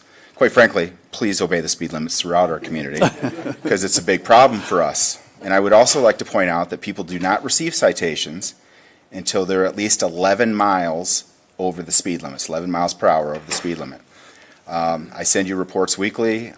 You see in those reports that many people are much more than 11 miles per hour over the speed limit. So people aren't getting tickets for one over. Okay, so staff's recommendation is that we enter into an agreement with ARC to help us with the collection of unpaid automatic traffic enforcement citations, and I'm happy to answer questions. Are there any up here? Any comment out there in the public? Roll call. Thompson? No. Kell? Yes. Lottiehoff? Yes. Mitchell? No. Nichols? Yes. Schneider? Yes. Very good. That resolution carried. On to the next one. Resolution 2024-64, setting public hearing prior to approving the 5-year capital improvement program for fiscal years ending June 30th, 2024 to 2028. For approval. Thank you. Is there a second? Second. Thank you. Discussion? Diana Steiner, Finance Director. You've seen this document a couple times during this budget season. It's a 5-year capital plan. Some things I want to bring to your attention from changes you've seen before. So as you recall, as we were talking about the general fund budget, we decided to reduce that by the library hardbound book purchases. So now that is in Fund 030, the CIP fund, rather than the general fund. That was $114,000. In Fund 340, the bike path, you will notice that there's almost $1.6 million that needs to be funded. So I put the expenditure in there. So we have the authority to spend if we do get grant funds, donations, and Trails Inc. money. And in Fund 353, that's our capital projects for future bonding purposes. This will have to come before council before we make movement on that. But this just kind of gives you an idea of the plans we have for the next bond. And then in Fund 364, the 2022 GEO bond, Jeff Hubbard, Parks and Rec Director, talked about our park projects last year, so made those changes to incorporate that. So I won't go much further unless you have questions. Any questions for me? Questions or comments? Public comment? Roll call. Nichols? Yes. Schneider? Yes. Thompson? Yes. Kell? Yes. Lottiehoff? Yes. Mitchell? Yes. Carried. It's set for public hearing. On to item 5, since we're skipping 4. Resolution 2024-66 in support of the Workforce Housing Tax Credits application to be submitted to the Iowa Economic Development Authority for a housing development project by Commercial Edge. Thank you. Is there a motion to approve it first? I so move. Is there a second? Second. Thank you. Discussion. Good evening, Mayor and Council. John Hall with the Marshalltown Area Chamber of Commerce.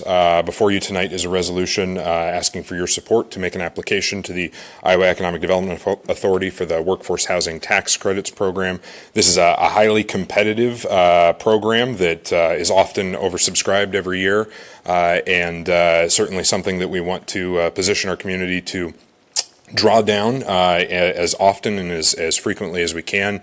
As we look at the different available housing types for our community, we've been highly successful at drawing some of the low-income housing tax credits over the last few years through CDBG or low-income housing tax credit that have severe income restrictions. The workforce housing tax credit is really trying to hit at that middle level of housing stock and availability. It has caps on the amount that can be spent per unit, but doesn't have the same income restriction requirements as what a low-income housing tax credit or CDBG product might have. And so we're happy that this is coming forward via developer in town, Brian Ridge, looking to do 25 duplex and triplex units in the Creekside Estates development. Your commitment into that tonight is really just reaffirming the scheduled tax abatement that exists for this project, but also affirming to the state that you have put forth considerable resources into this area and aim for development, and we hope that that results in a significantly more competitive application when we go to the state. I'd be happy to answer any questions. Council, questions or comments first? Public comment. Roll call. Kell? Yes. Lottie Hoff? Yes. Mitchell? Yes. Nichols? Yes. Schneider? Yes. Thompson? Yes. That carried. I can't help myself. Sometimes I have to editorially comment. I do remember well the call I got from a fellow named Brian Ridge. I'd never heard of him before, saying he had moved to town. His wife runs the hospital over in Webster City. He runs a commercial development company in Cedar Rapids, and they figured out that geographically we were right in the right spot for them. They bought a home on West Lincoln Way, and they fixed it up better than any other home. We have a little neighborhood organization that has a sign for an award for the best neighborhood improvement. If he were in our neighborhood, he would get that award, and so I am really pleased to see him step up and put his neck out and use his resources to try to build nice housing in this city. So thank you, Brian Ridge, if you're watching tonight. On to discussion items then. We have ordinance. I'm sorry, H, ordinance number 1, and just one of them. What's that one? Ordinance 15084 to amend the Code of Ordinances, City of Marshalltown, Iowa, Chapter 91, Fire Prevention and Protection, Violation Penalty, second reading. I so move. Thank you. Is there a second? Second. And who would like to take the lead on this one?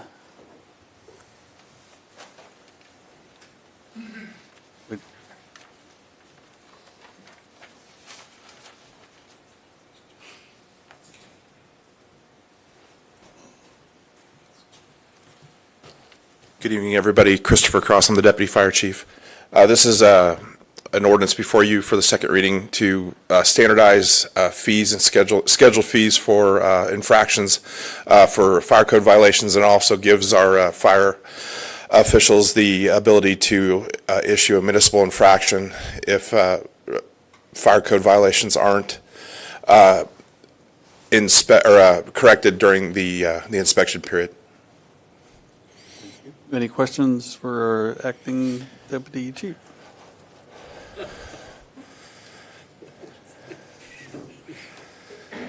Thank you. Yep, any public comment on that one? Don't expect any. Let's call the roll. Mitchell? Yes. Nichols? Yes. Schneider? Yes. Thompson? Yes. Kell? Yes. Lottie Hoff? Yes. And thank you, Chief Cross, for assuming the responsibility until we find a permanent person in that position. Would not have made that decision if I hadn't gotten 100% confidence of the people that I talked to about delaying that decision. So, discussion items, I can read those. I think city property at 24 North First Avenue is the first one. Take it. Oh, and thanks. I should introduce Cindy Kendall for those of you who haven't seen her up here before. She is the de facto acting temporary city administrator because she knows how to do this better than I do, and I have contracted with her to help me, just like Jessica did before Jessica took the job up in Minnesota, and the two made a very, very skilled baton handoff, I have to tell you, and the staff loves it around here. So, Cindy. Done blushing over that one. The city is now given an opportunity to sell a parcel that is behind the Vons bar. Currently, the city has planned to extend the parking lot, the city parking lot, into that area. And so if the council chooses to go through a process where we would have a public hearing and put this out to bids and so on and so forth, we would also like staff direction to cease the contract and development of the expansion on that parking lot. Floor is open for discussion by the council first. Your Honor, if I may. You may. Since I was the one that Kevin Vaughn reached out to see about purchasing this property, I remember when we talked about putting the driveway in, and if I remember right, the whole scope was to put it in before we started closing State Street, and that ship has sailed, so I don't see the need to pursue putting the driveway in. I think it's time we start selling more of these properties. I'm glad we're selling the residential lots, but I'd like to see us start moving on the commercial lots. So I would like to see us put this out for bid. And I'm assuming we need the sealed bid process is probably how we do it. What I'm confused about, though, is that our ordinance would disagree with Mr. Vaughn's potential use for this property for what we've said in an urban core area, but also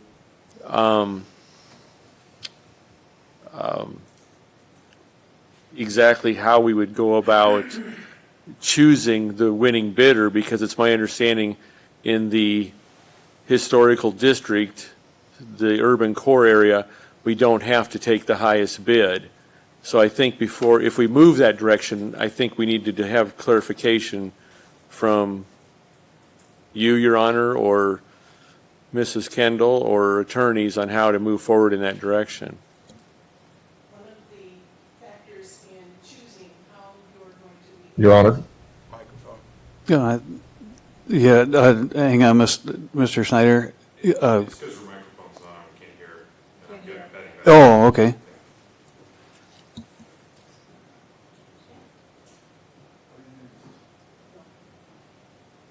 I just didn't push the button hard enough. The process by which you could choose something other than the highest bid, one of the factors is that it would be, the bid would be offered at market value. And right now, the assessed value is in excess of $10,000, and the proposal that was handed in to the city clerk is at $5,000. So that kind of pushes us towards the sealed bid process.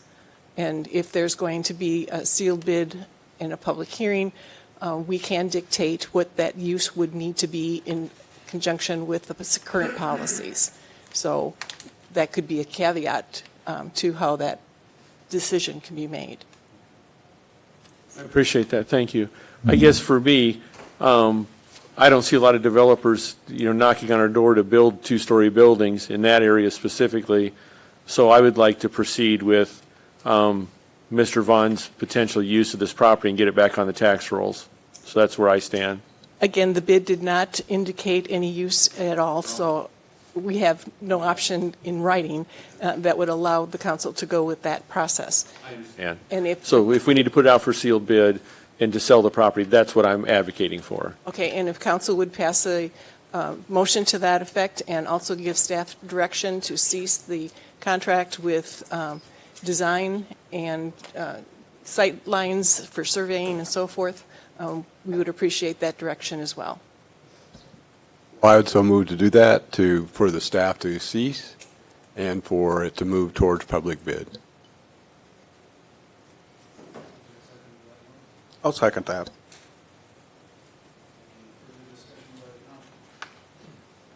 Your mic's not on. Thanks. Your Honor, did Councilman Snyder want to make a comment? I think he did, and sorry, my mic was off too. That's all right. Cindy clarified what I was going to ask. Gotcha. Okay, thanks. Then at this point, ready for public comment on it. Mark Eaton, 1007 South 10th Avenue. So to be clear, you're going to remove all the zoning requirements from that property? Because it's zoned a certain way and it requires a two-story building. That's correct. And again, because... You're on. Okay. That's correct. That's what is required, and we will have to see what the bids come in as to what council's further action might be. Again, the purpose has not been established. So you're asking for bids on unknown? No, I'm asking for the best bid, which would have to be including all of the compliances with current zoning. And if those do not come in, then council has an option to take the next steps to examine whether or not they would want to change Now the we're zoning. clear. Thank you.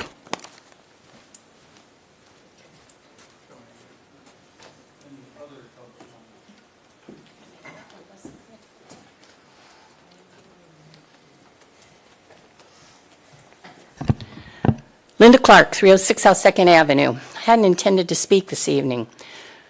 The Vaughns have had that property where they are in the historic district. I happened to look at the minutes online, and people know I don't really have that good of luck most of the time. But I did read that Mr. Vaughn had made a proposal for $5,000 to purchase that area. It's my personal opinion. I think since they have owned that area just south of what is being discussed to have for sale, I would put my request in to say that I believe Mr. Vaughn needs to have his bid considered for the $5,000. And I would thank you so much for your consideration of that, because I know that facility that's been there back in the day. I used to go in there myself. And so I hope you'll consider letting him purchase it. Thank you. Any other public comment?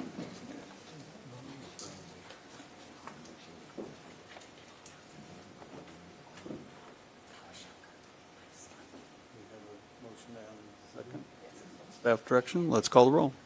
Schneider, Yes. Thompson, Yes. Kell, Yes.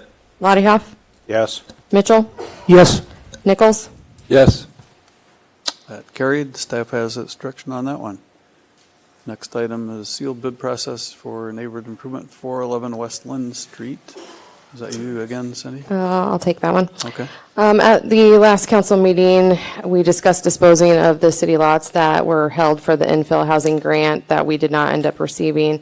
And after that meeting, I was contacted by Lynn Street Properties. They currently have an agreement with the Friends of the Library to move the two houses that the Friends of the Library own at 110 West Lynn Street and 112 West Lynn Street.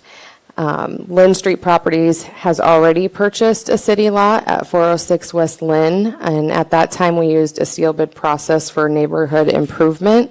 So that required them to, when they purchased the lot, either build or move housing to that lot. So they were requesting that the city use that same seal bid process with the neighborhood improvement requirements for that lot, and he would be able to then move the two houses from the library lots to 406 West Lynn and 411 West Lynn should he, win that bid. So if the council wants to move forward with that, we could issue sealed bid process on April 2nd, with those bids being due on May 7th, and then bring the proposals back to the council to review at the May 13th meeting. Thank you. Discussion by council. Your Honor, I think this is a good project. I think we should move forward with it on the sealed bid request. That helps our library, and it also helps the neighborhood. Should we take that in the form of a motion to direct So staff? moved. Thank you. Is there a second to that? Second. Thank you. Any further discussion by council? Your Honor, if I may? You may.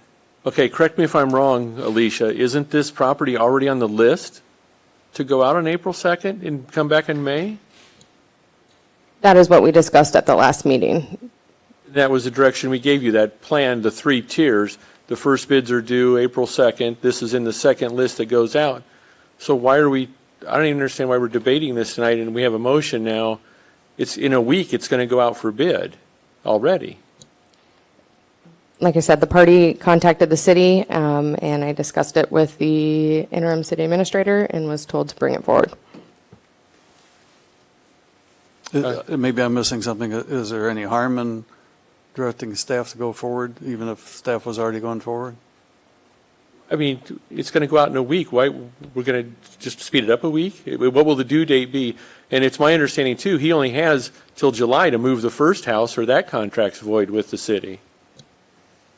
The issue date would be the same. The timeline's the same. Yeah, I wasn't requesting to change that. It I'm would okay still be with that. issued on April 2nd. Yeah. It would just have the requirement of the housing. Okay. I was just confused on why we just didn't leave it. I understand now. Thank you. Anybody else have any questions? Staff, public comment on this one?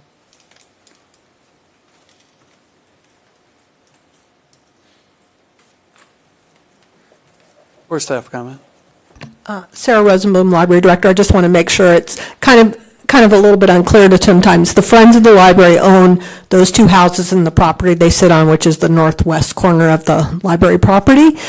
We were very excited about this project. It's been a long time, and the fact that these houses are going to get moved, they're going to get rehabbed. They're actually in pretty decent shape, and then they're going to get sold to families. So we're going to get two more houses back on the tax roll, and then that land will be deeded or quitclaimed or whatever the policy is, and it will truly be the library block. So we're very excited, and we think also it's going to be a great PR thing when we move, when you move a house, and we're using a local house mover for and I know he's working with local contractors. So I think this is a great project, and frankly, I will be really glad to see those houses move down the street. Hughes Grove did that for the block at where Rogers School is, and that was kind of a big day when the school district ended up owning the whole block there. Yeah, but I'm excited too that we're going to get two. I mean, they're both good-sized houses, so they're going to, which adds to the cost because it costs more to move those two-story houses. But we're going to get two families in there, and I think that's great too. So, thank you. Any other public comment? Can I have a follow-up question, please? Sure. Do we know, I guess his contract for the 406 expires in July, and then does the property come back to us then if he doesn't get the house moved on and set on the foundation by then? I would have to review the contract. I don't believe it expires in July.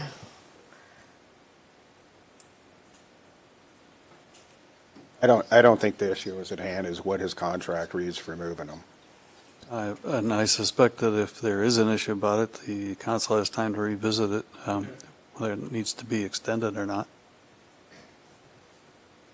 Now I've lost track of whether this has a motion and a second, and you do? Let's call the roll. Mitchell? Yes. Nichols? Yes. Schneider? Yes. Thompson? Yes. Kell? Yes. Lottie Yes. Okay, last two discussion items are 6th Street Softball Complex Irrigation System. Jeff? Jeff Hubbard, Park and Rec Director. I give you guys a memo to talk about the softball irrigation system down there, and I have one correction. It is not 20 years old. It is almost 30 to 35 years old. So back when I was playing high school softball on it, the good old days, as we like to refer to them. The system is an old, antiquated hydraulic system that isn't used anymore. It went down 2 years ago, and we tried to find companies to come in and just help us repair it or look at it. No one wanted to even touch it because that's just not worth our time and effort, and it's junk. And so I finally, and I've been trying to get a quote for someone to give me a quote to replace the whole thing, brand new. And we finally got someone to meet with me on Tuesday and gave me a rough estimate of probably under $100,000. And so we would like to, with your permission, to put this out for bid, see if maybe we'll get some other bidders who had bid on it, not just the one who gave us that, and see if we can't get new stuff in there. The way they described it to me is they could do a lot of the work while games were going on. We might have to not play with 1 or 2 days on one field. They were going to dig a mainline trench out where the grass meets the warning track, and then they were going to cut in all the other lines in the field, so it would, fold back over and be playable within a couple days. So, and they thought they could get through within a week to 2 weeks, so maybe 10 days of games maybe being missed. So if we could get some bids out and back to you guys, maybe to approve in April, we could maybe have some work started in June and be done before the hot part of the season. 2 years ago, we were blessed with a bunch of rain, and it wasn't really a big issue, but last year we did not, and I know that there was a lot of complaints about the hardness of the turf and kind of the safety of it too. So I'm just looking for your support, maybe some, I don't have any CIP dollars that is available for, right now mine are all tied up to park projects, so we were looking at possibly using some of that ATE money. I don't think anybody's spoken up for that portion of it, or some local option sales tax. Floor is open for questions by the council. Your Honor, can I go? You may. So I've been playing softball at the Softball Diamonds for over 20 years. My dad played when I was a kid, forever too. I've made a lot of lifelong friendships down there. I think this is an excellent use of $100,000. Last year was dangerous due to the drought. Marshalltown, we have a lot of pride, the softball players do, and, the quality of softball teams we produce, and there's a lot of fun tournaments here. It really is one of the gems of Marshalltown. So I would make a motion to use $100,000 from the ATE funds to fund this project. Is there a second to that motion? I'll second that. I'm assuming that is an up to 100,000. Yes. Okay. Any further discussion by the council or by the public?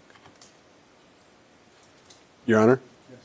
This is a facility of Marshalltown. We should be taking care and making our facilities so they're usable and to the most benefit of as many people as we can. Anyone else? Roll call. Lottie Huff, Yes. Mitchell, Yes. Nichols, Yes. Schneider, Yes. Thompson, Yes. Kell,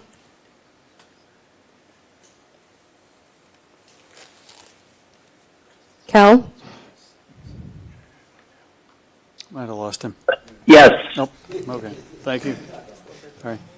We were tempted to vote without you. That carried as well. On to the last discussion item, Chapter 72, parking rules.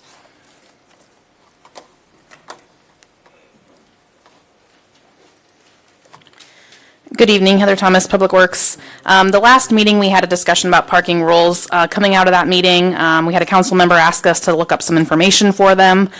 We had a little bit of not consensus on a couple of items, and we've also had one Planning and Zoning Commission member reach out to us with a comment. So I wanted to go through kind of where we're at and get some direction from council on where we're moving. So of the items we discussed last time, I believe within the council, we had consensus on 4 changes to the code, adding and clarifying the 24-hour restriction to parking in the terraces. We also added, did not discuss it last time, about adding that it's prohibited to park in alleys that are signed that you may not block for loading and unloading, making sure that that's included in there. Another one, there was a option to waive yard parking requirements in relation to a time period associated with snow alerts. Based on the council direction from the last meeting, we have not put that in the ordinance as an amendment, so we will not be waiving yard parking in timeframes of the snow alerts going out, and then updating the penalty sections to reference fees by resolution. So unless there's any questions on those 4 items, I think we'll move on to some of the other unknown ones.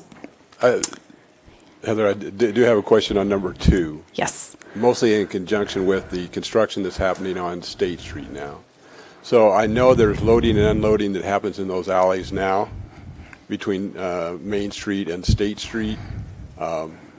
Is that expected to be a signed area that you cannot load and unload? Correct. Our current ordinance allows loading and unloading in alleys. Right now, we have one block of an alley that's really critical to keep open during the construction. That block is between Center Street and First Ave. So we do have that signed right now that you may not block that alley. So this gives us the ability to enforce our ordinance in the cases where we do have signage that says do not block the alley. Sub-city and those, something different has to happen with the way they are getting serviced. Correct. We've currently set up a temporary loading and unloading zone in the parking lot for those businesses to use during construction. At a packed parking lot anyway? Say that again, I'm sorry. That parking lot always fairly full anyway? It is, yes. Other comments or questions by the council? Public comment on this one?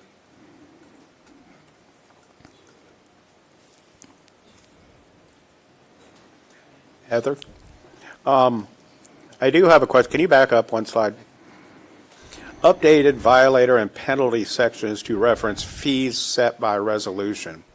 I had a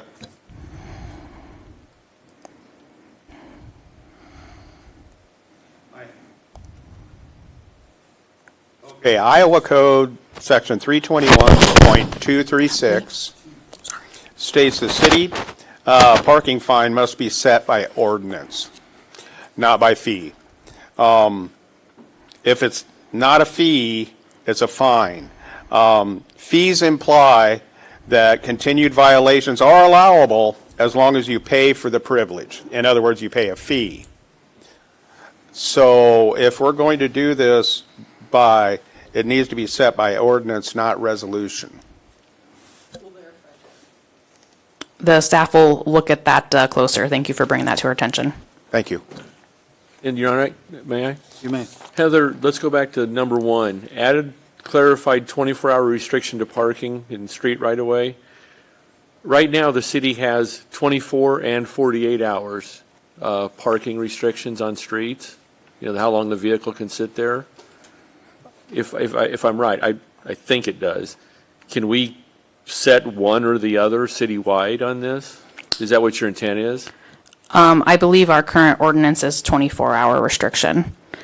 So right now in our ordinance in the terraces, there's one spot that says you're not allowed to park in the terraces, and there's another spot that says you're allowed to park in the terraces if it does not create a visual impairment.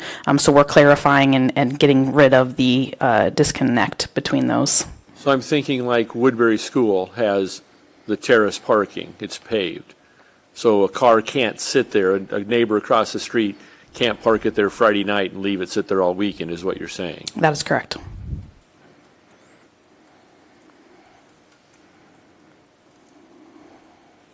And are we going to sign that so the neighbors know that, so they don't walk out and get a ticket?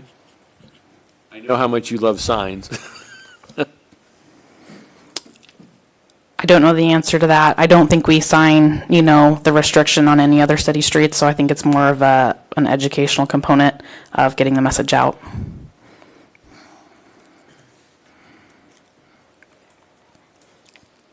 Other council comments or questions? You want to continue on, or should I ask for a public comment? Let's continue on. Okay. Next, I wanted to clarify the difference between Chapter 72 parking rules, which is the discussion that we've been having the last 2 times, and Chapter 156 for zoning. I mentioned I did have a Planning and Zoning Commission member reach out to us and said, hey, shouldn't this be coming through us? So the difference in that is Chapter 72, it applies to all properties in Marshalltown.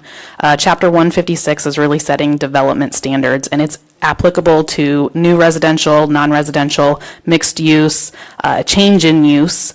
So if an existing single-family residence is divided up into 4 multiplexes, Chapter 156 applies. I think some of the challenges and some of the reasons that this item has come forward is because of the complaints of existing parking in properties that don't follow and don't have to follow Chapter 156. So that was the intent of us bringing forward this item to you. With that said, if you would like the Planning and Zoning Commission to review changes to Chapter 72, you can make that motion and we'll take this in front of them as well. Historically, my understanding is Chapter 72 has been done through Public Works and through City Council, where Chapter 156, a lot of the work has done through the Planning and Zoning Commission as a recommendation from the P&Z to Council.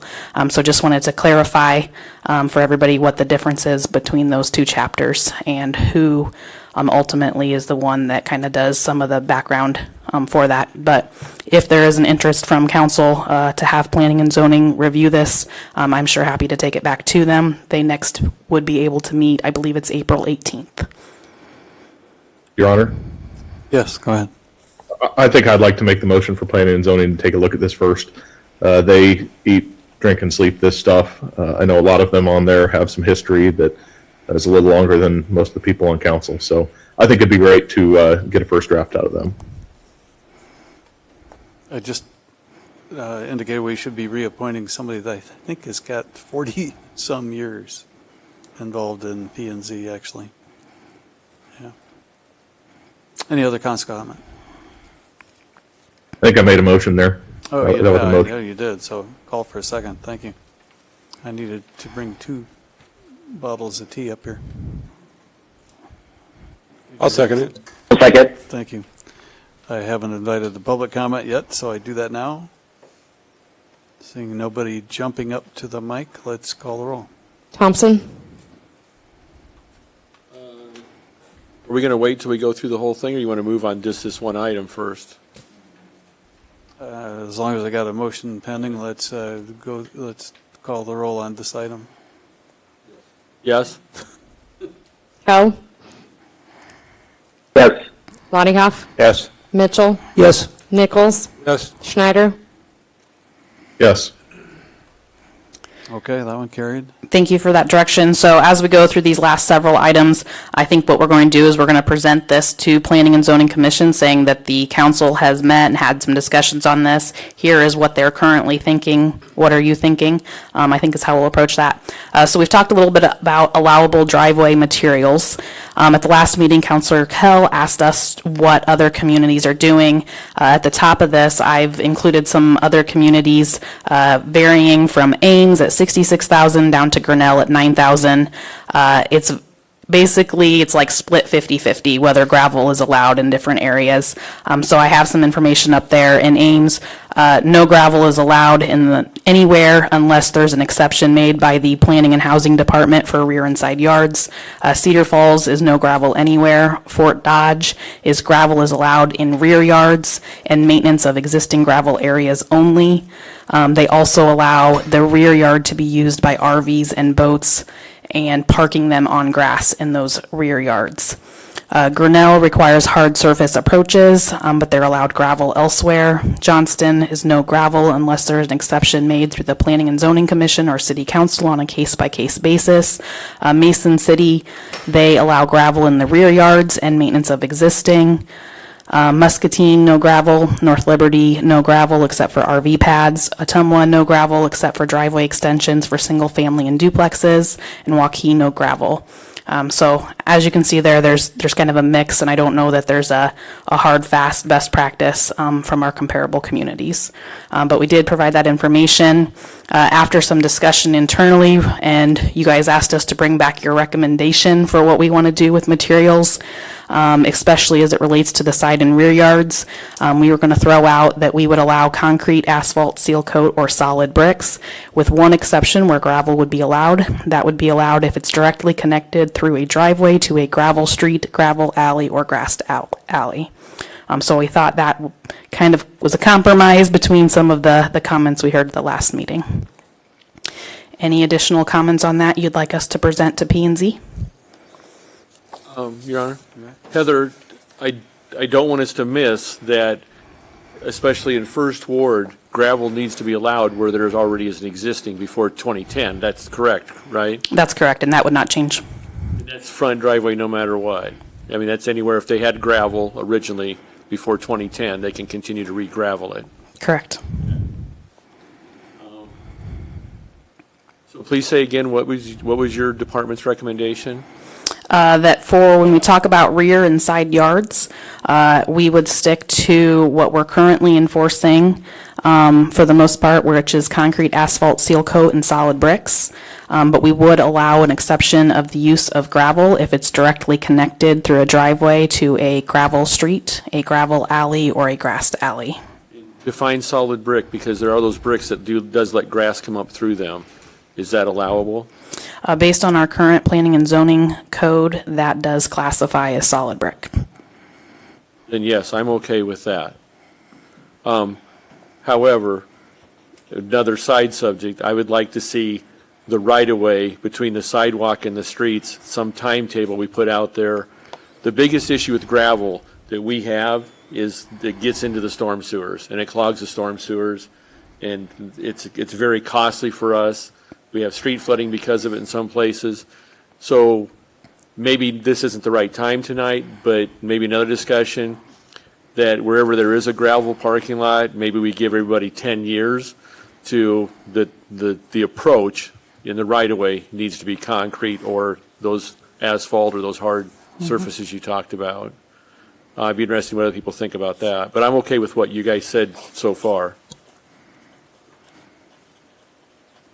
Any other input by council or public? Anything else where you need, yeah, well, oh, I'm sorry, sure.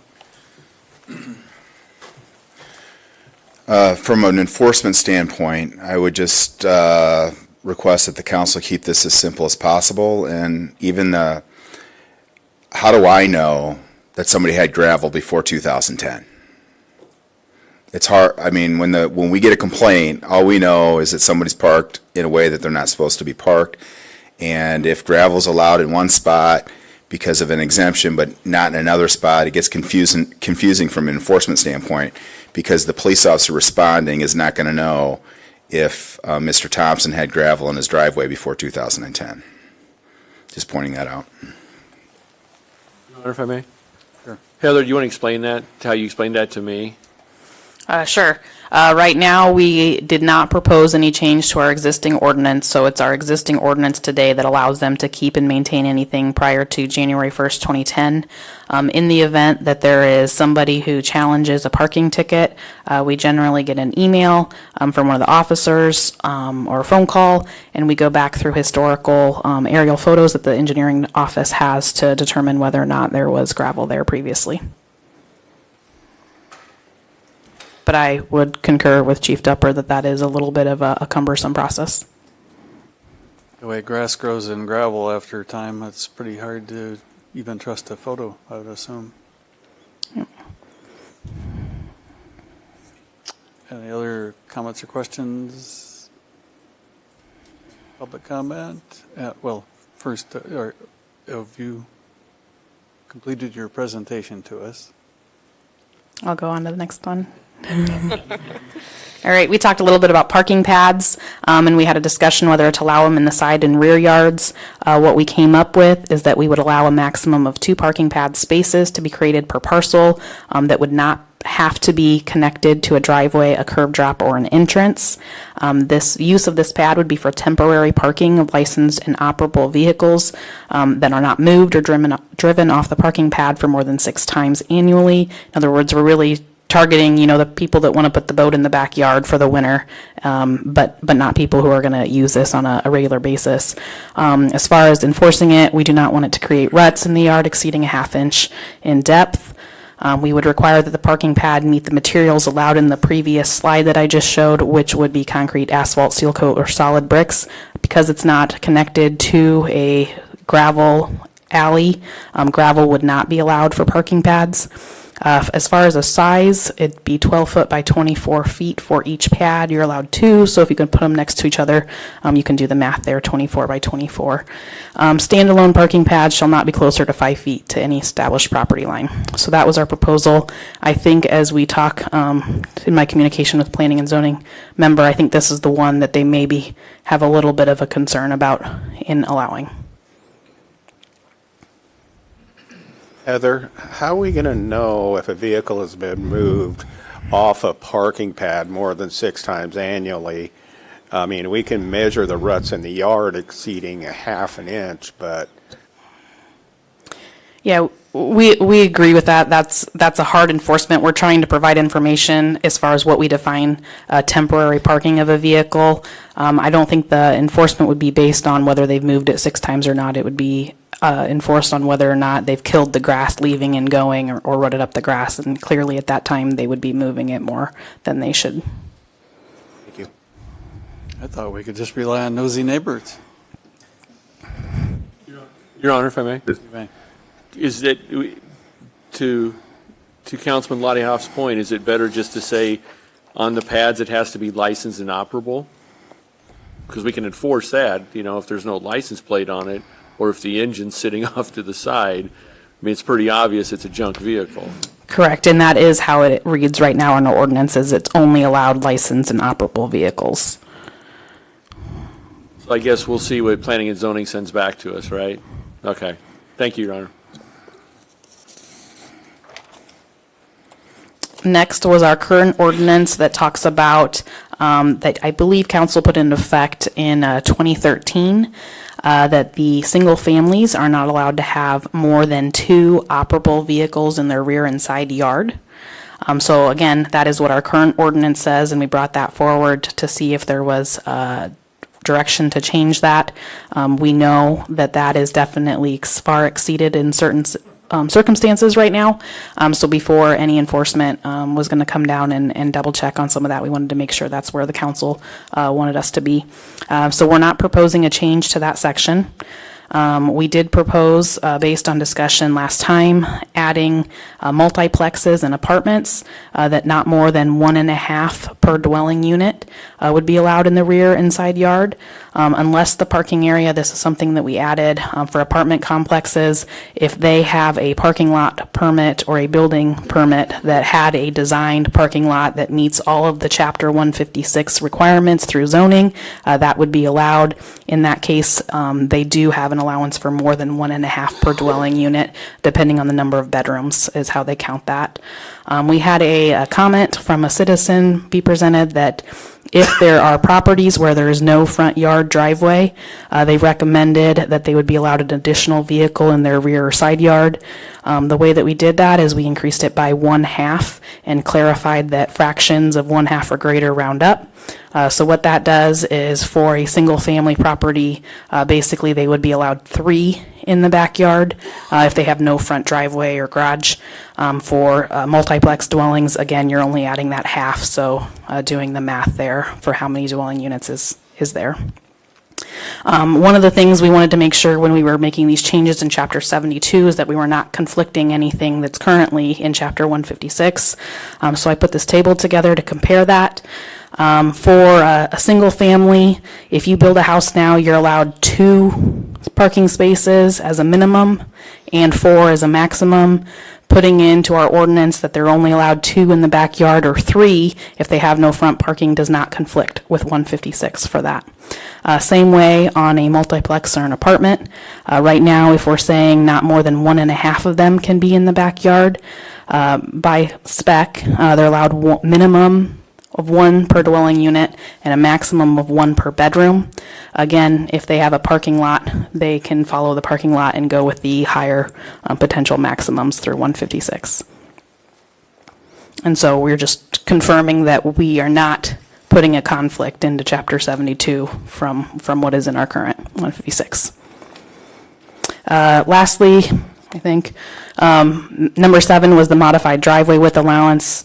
We're recommending to have no connected garage be a 10-foot maximum width, and then the change of the driveway extension, we currently have a 10-foot width, and we're recommending changing that to 14-foot. We did talk about 16-foot at the last meeting. As we reviewed some consistency between Chapter 156 and Chapter 72, they use drive aisles of 24-foot wide. So with the no connected garage of 10-foot and a driveway extension of 14-foot, that would get us to that 24-foot that would provide some consistency between the two chapters. This section is also the section that prevents somebody from taking their entire backyard and turning it into a parking lot. If they don't have a garage back there, they're only allowed 24 feet coming off of the alley or street, so they can't gravel their entire backyard. And then lastly, the section currently was called Parking in Business and Residential Yards.